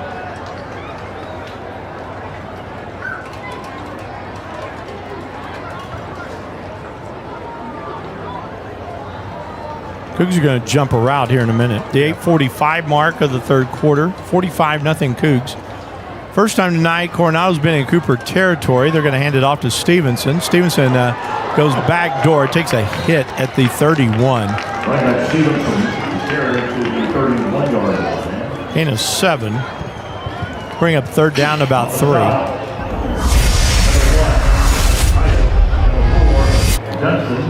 Kamari Titus in on that last stop. Coronado yet to convert on third down. They're 0 for 5 on the night.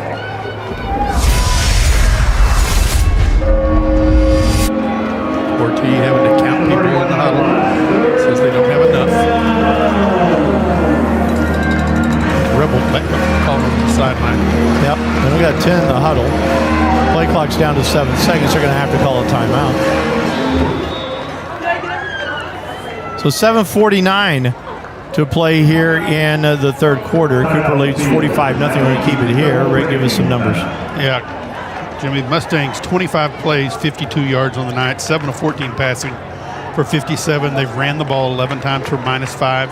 Cougars have run the ball 25 times for 267 yards.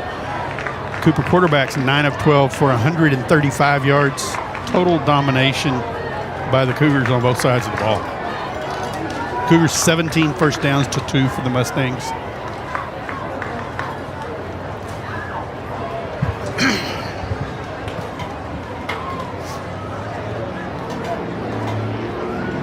Jonathan Rico and Jared Clancy playing catch on the sidelines. Jaden Carrillo's night may be over.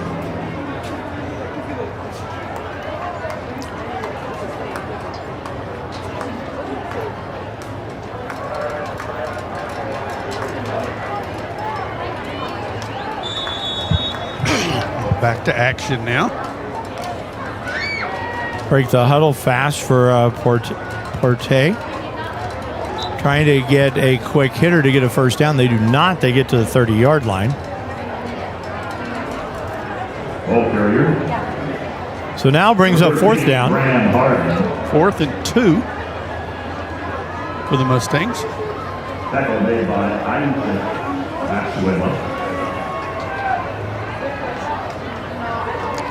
Stevenson and Porte in the backfield. They're going to go for it here on fourth down.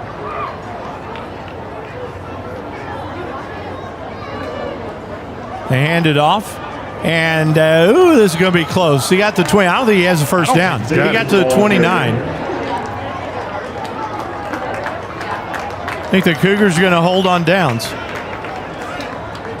Gain of 1. So the Cougars will take over with 7:06 remaining in the third quarter. Leading 45-0. Well, when it's going poorly, it's going poorly all the way around. It is. Because that should have been a makeable first down, especially as Stevenson got to the line of scrimmage. All he needed was a little bit. He tried to cut back. He should have gone straight ahead. Rico comes in at quarterback for the Cougars. Bender will be in the backfield. Yeah, I would think Carrillo's night is over.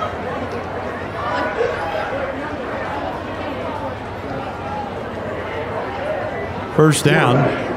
Valentine goes in motion across the formation. Well, he's not really in motion. He's now started the play. Yeah, he just ran off the sideline. Yeah. So here's Rico on first down. He'll take the snap. Little play action. He looks on the post and he overthrows everybody. He got hit as he was letting go of the football. Pass intended for Jace Johnson, but nowhere close. That's a big complete. Pressure on the play. Abilene High leads Midland Legacy at the half, 28-21. Yeah, that's going to be a barn burner out there, I think. Friendship and Lubbock Cooper tied at 21. 2nd and 10. Bender stays in the backfield. Snap comes back. Quick pass. And that's going to go to the 29. That's Jace Johnson's first catch of the night. Not much else there for Jace. Yeah, it is Jace. He'll bring up third down. 3rd and 10, no gain on the play. Memorial leads Andrews 49-12 in the third quarter. That's an odd game for Memorial to play before they play Cooper next week. Duncanville leads Waxahachie 27-15. San Angelo Central leads Belton 28-14. Snap is back on third down. Rico stands in, and this one is too long. It's incomplete. It'll bring up fourth down. That's intended for Donnie Wilkerson, number 23. Pass is incomplete. Brings up fourth down, 10. A.J. Rico will come in to punt. Campbell Stanek will go deep. Wiley trails Stephenville at the half, 31-7. Hawley trails De Leon in the third quarter, 32-8.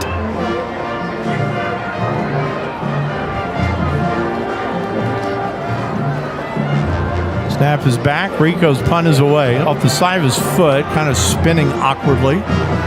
Going to go out of bounds at about the Coronado 45. That goes out of bounds at the 45-yard line. Mustang. So 5:55.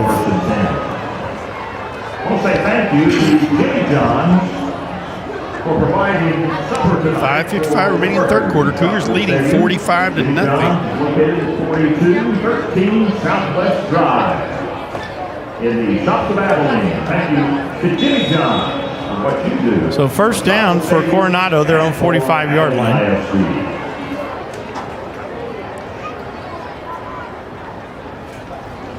Snap was low. Harden rolling out. Hit as he lets go, but that was going to be picked off. To the 40, 45, and the interception is made by Chris Asir as he returns it to the 45-yard line. Quarterback was hit as he let go of the football. That was easy pickings for Asir, Rick. Yeah, it was. All kind of floated. So Cooper will have the ball first and 10, their own 49. Cougs will start there. First and 10. Second interception of the year for the Cougars. Now, seriously, there have not been very many turnovers by either team in the early part of the season. Only the second, and plus the fumble recovery now. Yep. First and 10 for the Cougs. Bender in the backfield with Rico. He's going to get the call on the carry on first down. Stiff arms a man. Keeps his feet to the 45, down to about the 42-yard line. Gain of 9 for Bender. Yeah, Bender a good hard run right there. Comes out of the ball game now. Markel Sims will go in.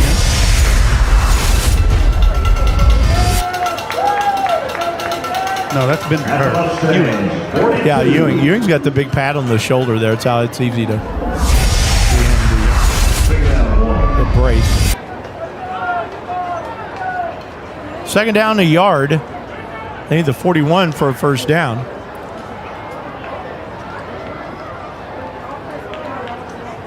Snap is back. Play fake. Rico looks long, throws long for Jace Johnson. Johnson was held. Couldn't tell if Johnson was held or Johnson was pushing off. Well, I saw the jersey come out. It was tucked in, and he's no longer tucked in. That'll be Alvarado, one of the homecoming Queen Court members, on the replay there. Cougs have a third and a yard. Johnson is still not happy as he goes to the bench. Ewing with Rico here on third down. Third down, 1. Snap is back. The handoff. Peyton Ewing, left side, 35-30. Ewing in a foot race to the 20. Cut back to the 10. The 5. Ewing. Peyton Ewing from 42 yards out has another touchdown. Wow. Peyton Ewing now, Jimmy, has 6 carries for 119 yards on the night and 2 touchdowns. And he's got the 48-yard pass on top of that. Herrera comes in now for the extra point. Maddox Caspel will have the hold. So Ewing now has 3 touchdowns. He just got to the edge and then outran the field. Yeah. Snap is down, kick is up, kick is good. So 4:37 to play in the third. 52-0 our score. You've got the numbers of the drive, Rick. Yeah, Jimmy, the Cougars go 51 yards in 3 plays and take 1 minute and 5 seconds off the clock to expand their lead to 52-0 over the Lubbock Coronado Mustangs. You know, you talk about football and track and how they go hand in hand. It's that spring track season that makes everything work with your football team. Peyton Ewing, the fastest Cougar out here, and he is showing that a couple of times tonight. He did last week against San Angelo. He's done it tonight 3 different times. He's just playing fantastic football. Well, and Peyton was going to make sure that we knew that he was going to get his 100 yards. Yes. He had 99, I believe, against Hazel. Yeah. And he's well over 100 here tonight, so good job. 43 plays, 453 yards of offense. Coronado, 28 plays, 54 yards of offense. 18 first downs to 2. Well, this is just as one-sided as it can be. 52-0. And not that close. No. That's money to kick off for the Cougars.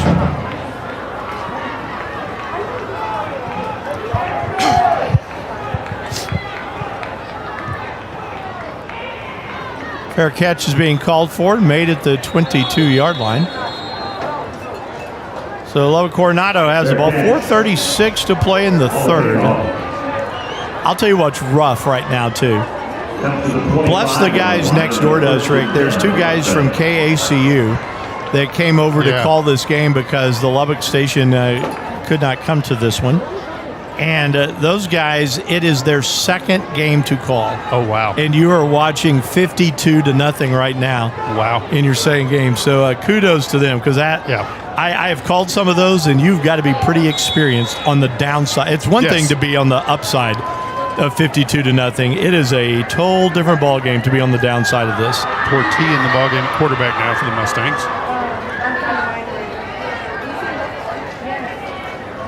Porti hands it off on first down. Not much there to the 28. That was Stevenson. 4 yards. Second down. 4. 2nd and 6 for the Mustangs.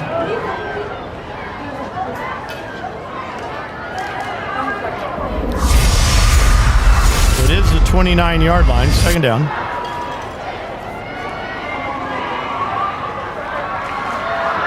Four minutes remaining in the third quarter.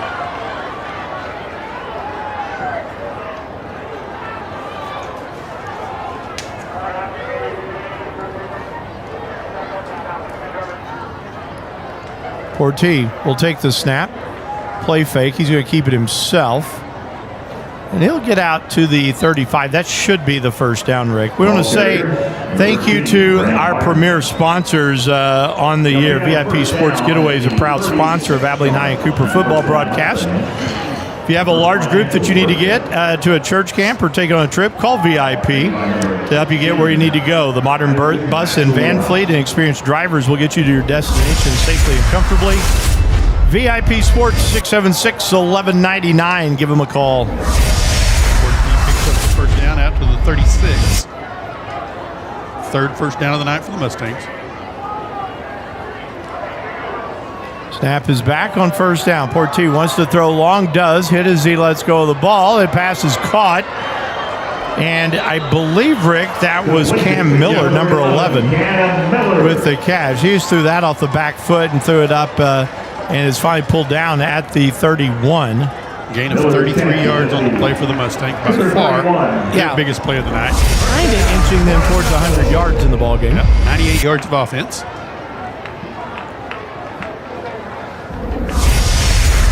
Comes at the 2:30 mark.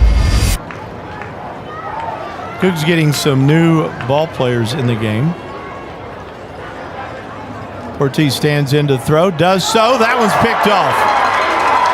Cougs get the interception. And coming away with that's Kamari Titus, his second of the season.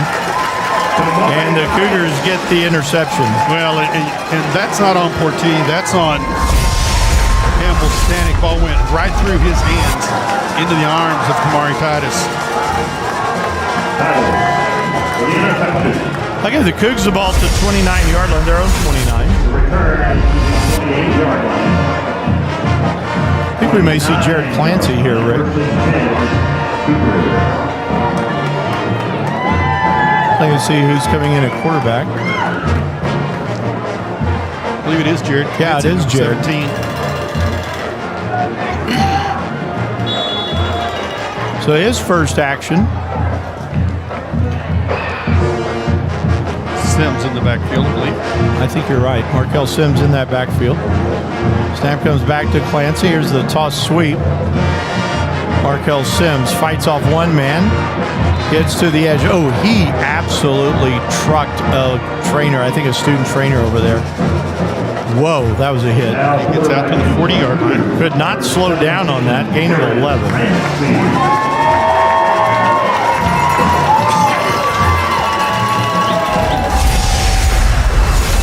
First action for Clancy here. At the 40-yard line. First down. First down for the Cougs. Snap is back. Clancy will hand it off again. Sims gets to the 44. Gain of 4.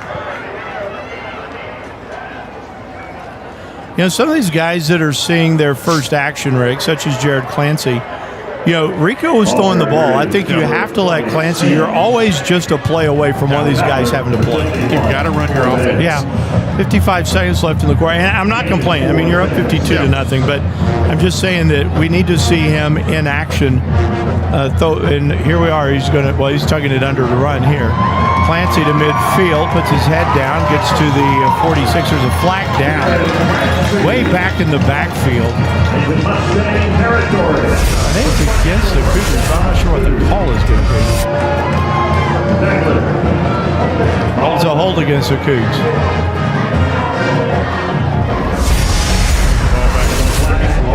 I'm going to say this about this officiating crew, and I'm going to say this about Corey James. I had Corey's first white hat game last year. Yep.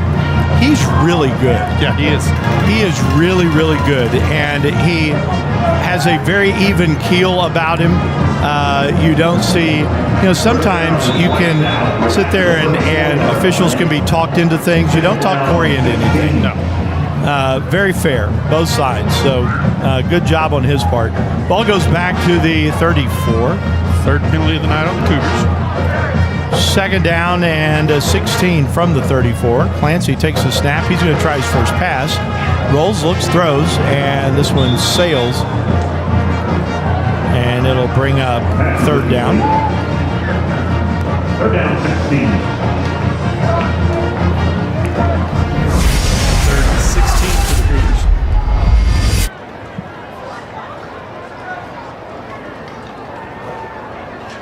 One sailed on it. Yeah, really good. So third down, 10 seconds to play in the third. Play clock winding down, 15 seconds on the clock. 10 seconds, you got to hustle or run a play right here. Down to 7 seconds. Now down to 3 on the clock. Clancy takes the snap, hands it off to Sims, and Sims gets to the 40. That'll take us to the end of the third quarter. You'll get to the 39-yard line. So 3 quarters in the books here at Shotwell Stadium on homecoming. It's all Cougs, 52-0. We'll be back with the fourth quarter after this on AISD Live.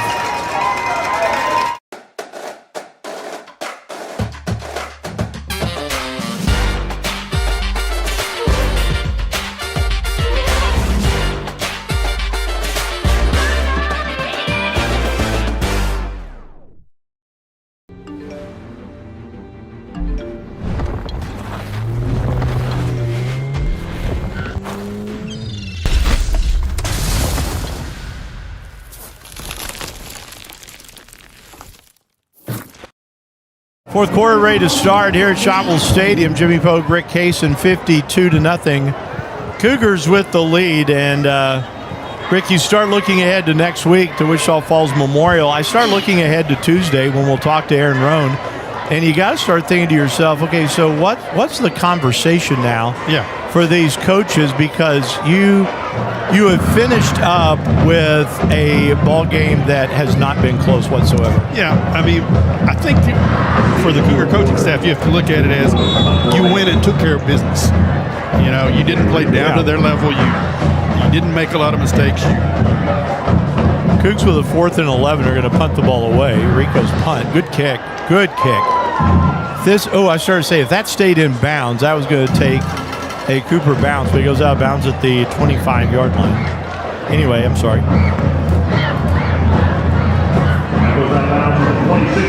My question was, what's the conversation now? Well, I think, I think you got to be frank with your players. You did what you were supposed to do. You were a much better team than this, but now you've got to ratchet up your intensity this next week. You've got Memorial coming in. They're coming in undefeated. They've got the 6'7" quarterback in Joe Castles, who is a senior recruited by everybody. You're going to have to go get him. However, Memorial playing a tougher game tonight than Cooper is. Yeah. Not a lot, but not a lot. They're in Andrews. But first down handoff goes for about a yard. That was Stevenson. Yeah. 35. Gain of 2 to the 28. They played down a classification, but still Andrews is not a bad team. Yeah. Mustangs have reached the 100-yard mark in offense. Not against anybody named Dyson Davis, though. No. 2nd down 8. Little cut back to Stevenson. Ibarra. Yeah, he is thrown for a big loss right there, and it's going to bring up 3rd down. Although Ibarra makes a stop, Stevenson did not like that. He thought he was kind of slung to the ground. And he was. He was, yeah. Mark down at the 25. Officially a loss of 3. 3rd and 11. Mustangs 0 for 6 on 3rd down. Takes him back under 100 yards now. Yep, 97. So on 3rd down, snap is back. A little busted play here. Some pressure, pass caught. 1st down yardage to the 42-yard line. It's Hayden Harger, the tight end. We've got a flag down to 28.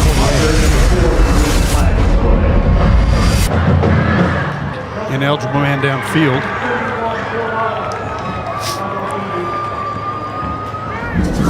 Well, that's one of those things, I told you we were talking to Glenn Bamlett a couple of weeks ago for all the ineligible downfields that we have seen, because that's not a common call.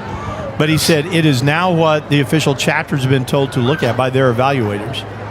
They thought that teams were playing a little loose. Everybody knows it going into these games that you are seeing players 3 and 4 yards down the field, and you're not allowed to do that. 3rd down at 16 now for the Mustangs.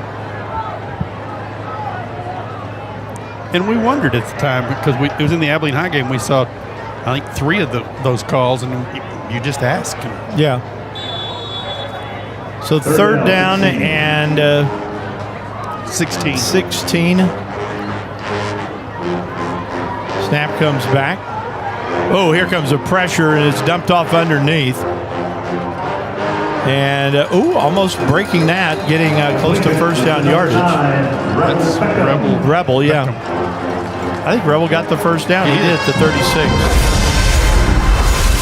9:45 left. It is 52-0 Cougs. 5th 1st down of the night for the Mustangs.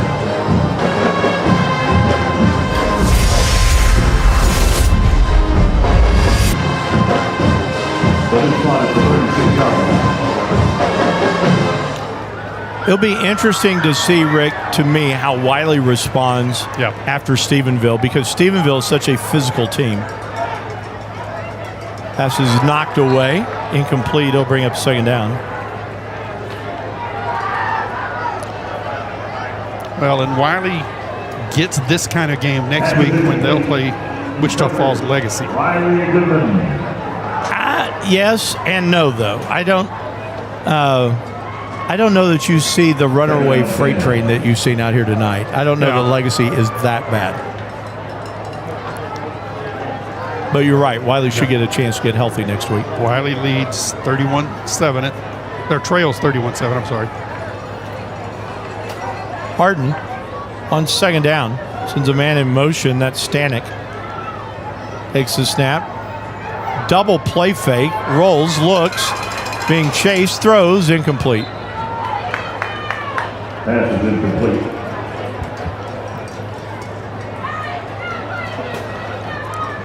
Brings up 3rd and 10. In coverage.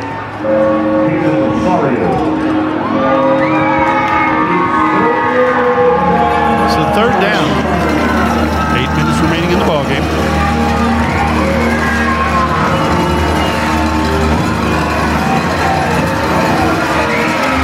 Third and 10 for the Mustangs. Arnold will take the snap and drop back to pass. Looks, fires. That one's high and incomplete. That one almost picked off. Brings up 4th down. Pass is incomplete. 4th and 10, Mustangs punt.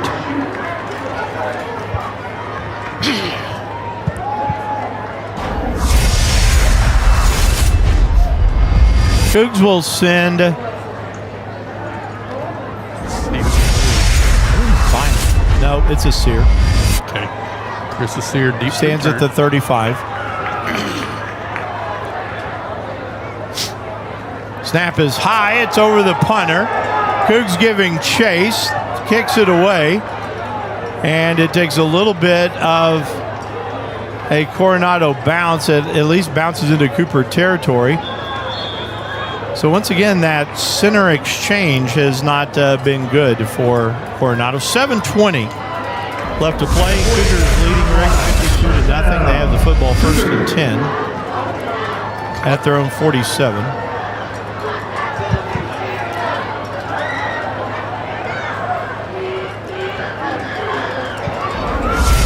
Cougs now 7 minutes left.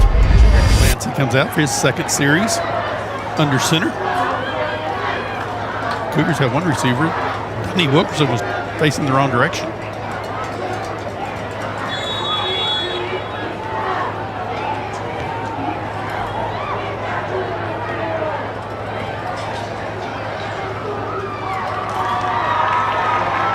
Sends Caspell in motion. Max will get the handoff. Tries to sweep the right side. Handoff to number 13, Max Caspell. Down at the 48, gain of 1. Gain of 1, 2nd and 9.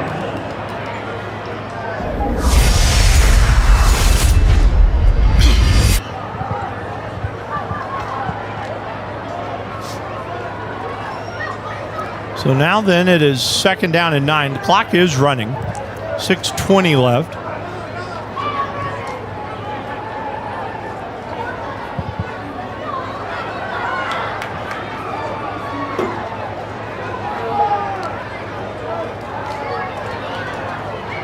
Down to 6 minutes. And a timeout is called. 6:04 left.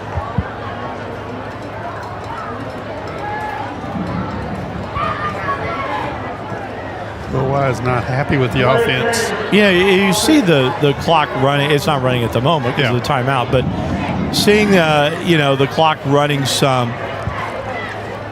It's not a mercy rule, but it's trying to get players out of this without injury is what you're trying to do now. They're called delay of the game against the Cougars.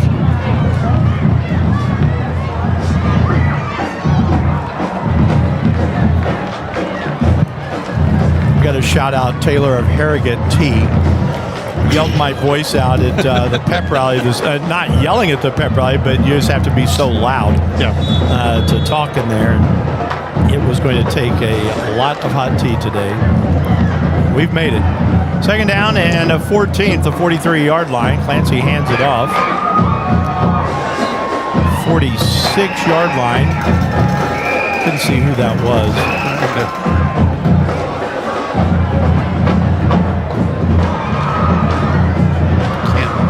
Gain of 4.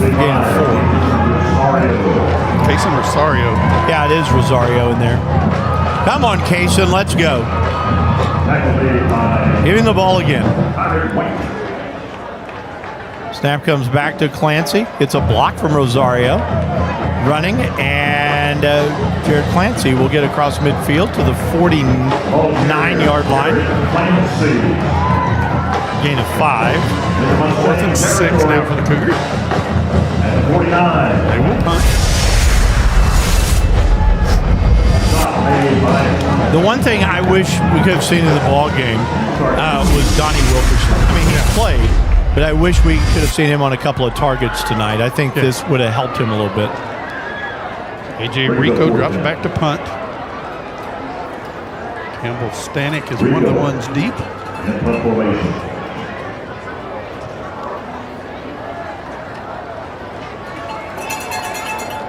Snap is back to Rico. Punt is away. Good kick. This one heading out of bounds. Oh, it takes a bounce. It's going to go out of bounds somewhere. Well, the official ran up a lot further than I thought he was going to. The 14-yard line. Goes out of bounds at the 14-yard line. 4:25 left to play. 52-0, Rick. We're going to be 2-2 coming out of non-district play. We've got our post-game show coming up by Taco Casa. That sounds good after the game. Yeah, it does. Sounds real good. We'll see if we can give you up to date on the Abilene High score. 1st and 10 for Coronado. Snap is back, a little swing pass from Porti, and it's going to lose yardage back to the 12. Stanek with the catch. He's up 2nd and 12 from the 12.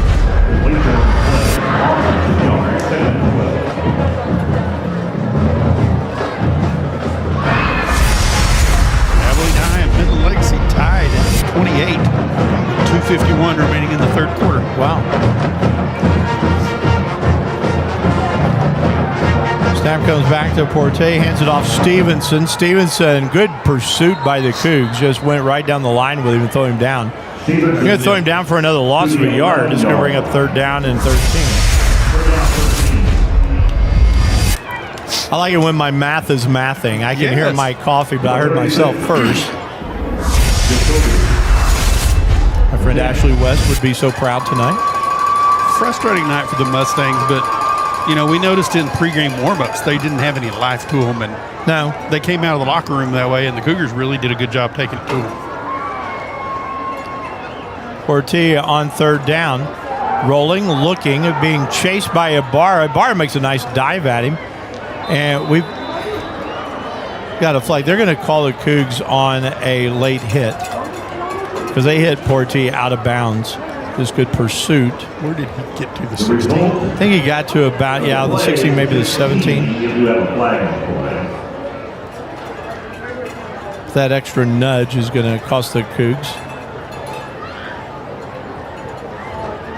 Yeah, roughing the passer. So that takes the ball to the 31. 3 minutes left.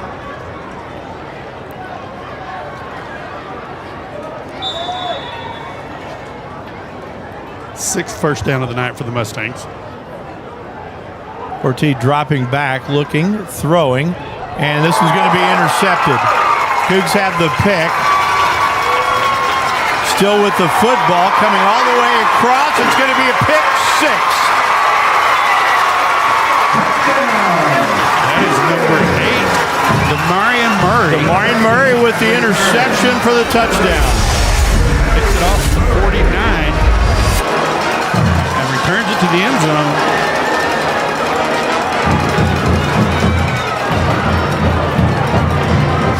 Spikes the ball.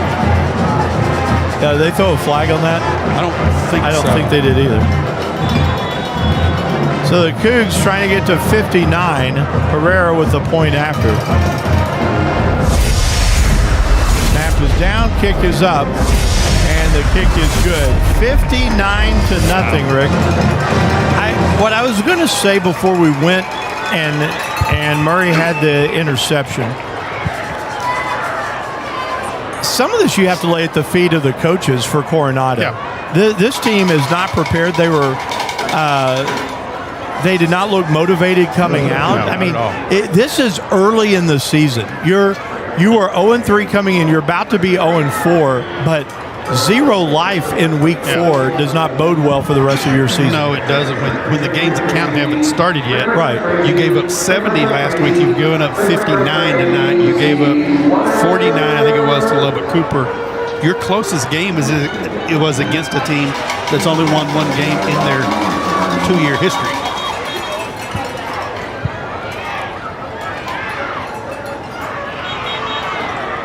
I think Herrera's going to kick off this time. But gone are the days of Seth Park. Yeah, absolutely. Abilene Eagle game. It's the Eagles 28, Midland Rebels 28. They used to announce the Cooper Midland Lee score. Every time I hear him announce an Abilene High score when we're at home, I go back and I think about Papa Jack Stewart. Yeah. You know, back in the day of radio when you didn't have everything instant access, you didn't have a ticker, you didn't have anything else, Papa Jack would tune in to one of the games and he would tell you a score from the out-of-town games.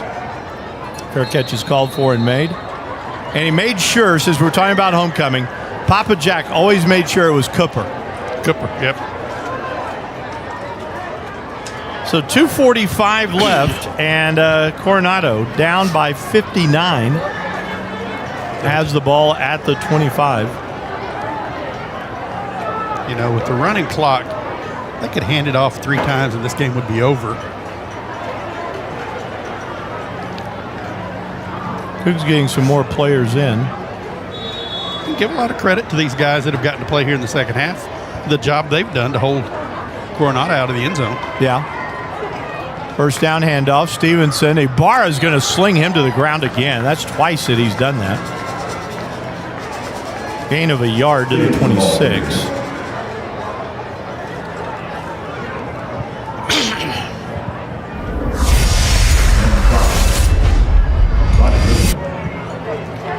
Second down. Stevenson tonight has 13 carries for 19 yards.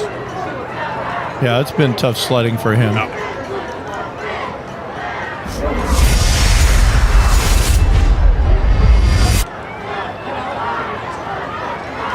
Second down, 8. When you look at Coronado's district season, they don't stand a chance against Monterey, Amarillo High, Amarillo Tascosa, Abilene High. Here's a 2-minute timeout. 2 minutes left, 59-0. We'll take the break as well. We'll be back with the final 2 minutes after this on AISD Live.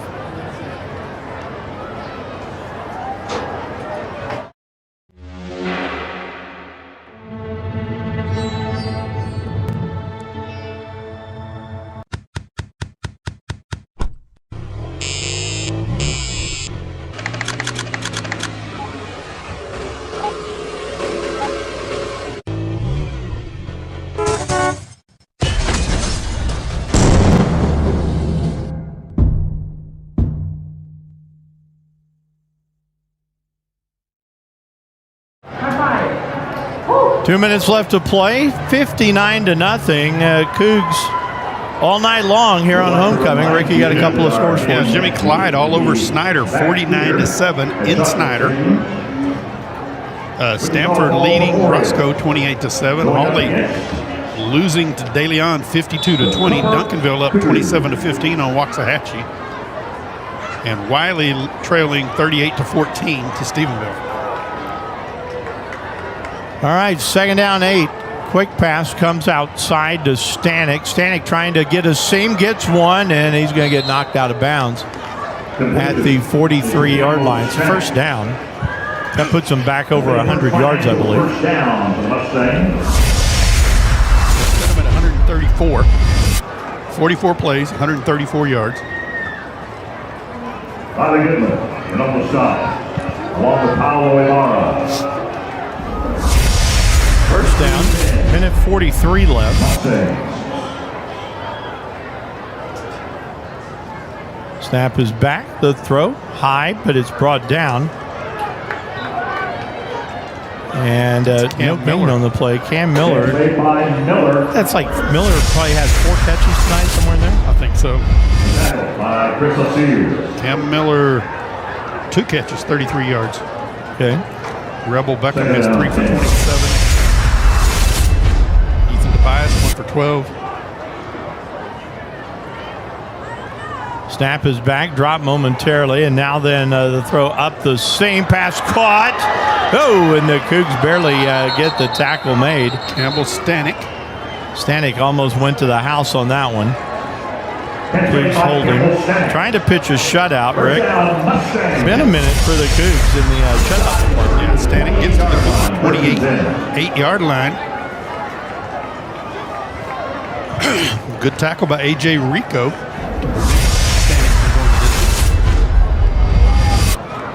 44 seconds remaining in the game. Snap comes back. Looking for Stanek again on the post, and Cougs nearly had the interception. There were a couple of Cougars back there. I thought they were about to intercept another one. 2nd and 10, 30 seconds remaining. Last time the Cougs shut out an opponent was 45-0 win against Plainview in 2022. Trying to hold on here for the next 30 seconds.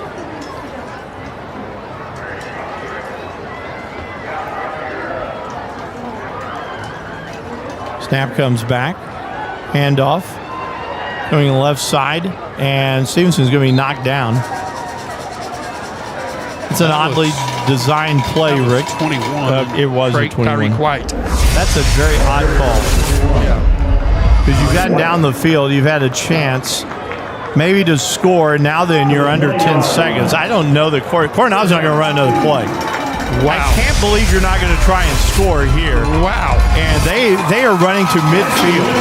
And the Cougs are going to pick up a shutout by a final score of 59-0.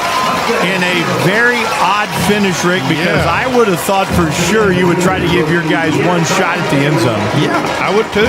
Why aren't you throwing the deep pass to Stanek? Yeah, 100%. If you don't care if you score or not. That to me, I'm going to be critical for a minute. That comes back to coaching. Yeah, it does. Because you've got to give your players a chance to do something positive in this ball game, and you did not. You just now pulled them off the field with 12 seconds left. We'll take it. Cougs win at 59-0, and that's a great homecoming win. We'll have to look in the record book and when the last time the Cougs shut out an opponent on homecoming. Yeah. I don't know. I have no idea on that. But anyway, the Cougs win it behind 3 touchdowns by Peyton Ewing here tonight. We saw Matthew Ballantine get his first 2 varsity touchdowns, so 2 for him, 3 for Ewing, and then Demarion Murray had a pick 6. So congratulations to the Cougs. Congrats on this homecoming. We will take a timeout. We will be back with our postgame show brought to you by Taco Casa following this here on AIC Live. Hey Abilene students, do you want to spark up your future? The Lift Electrical Department connects classroom learning with real-life electrical work. Learn to wire, troubleshoot, and to power up the world. From basic circuits to advanced electrical systems, you are prepared for high-demand careers, certifications, and real-world experience all here at the Lift. Not sure about college? The Lift Electrical program equips you with the necessary skills to jump straight into a career after high school. Light up your future today and join the Lift Electrical Technologies program.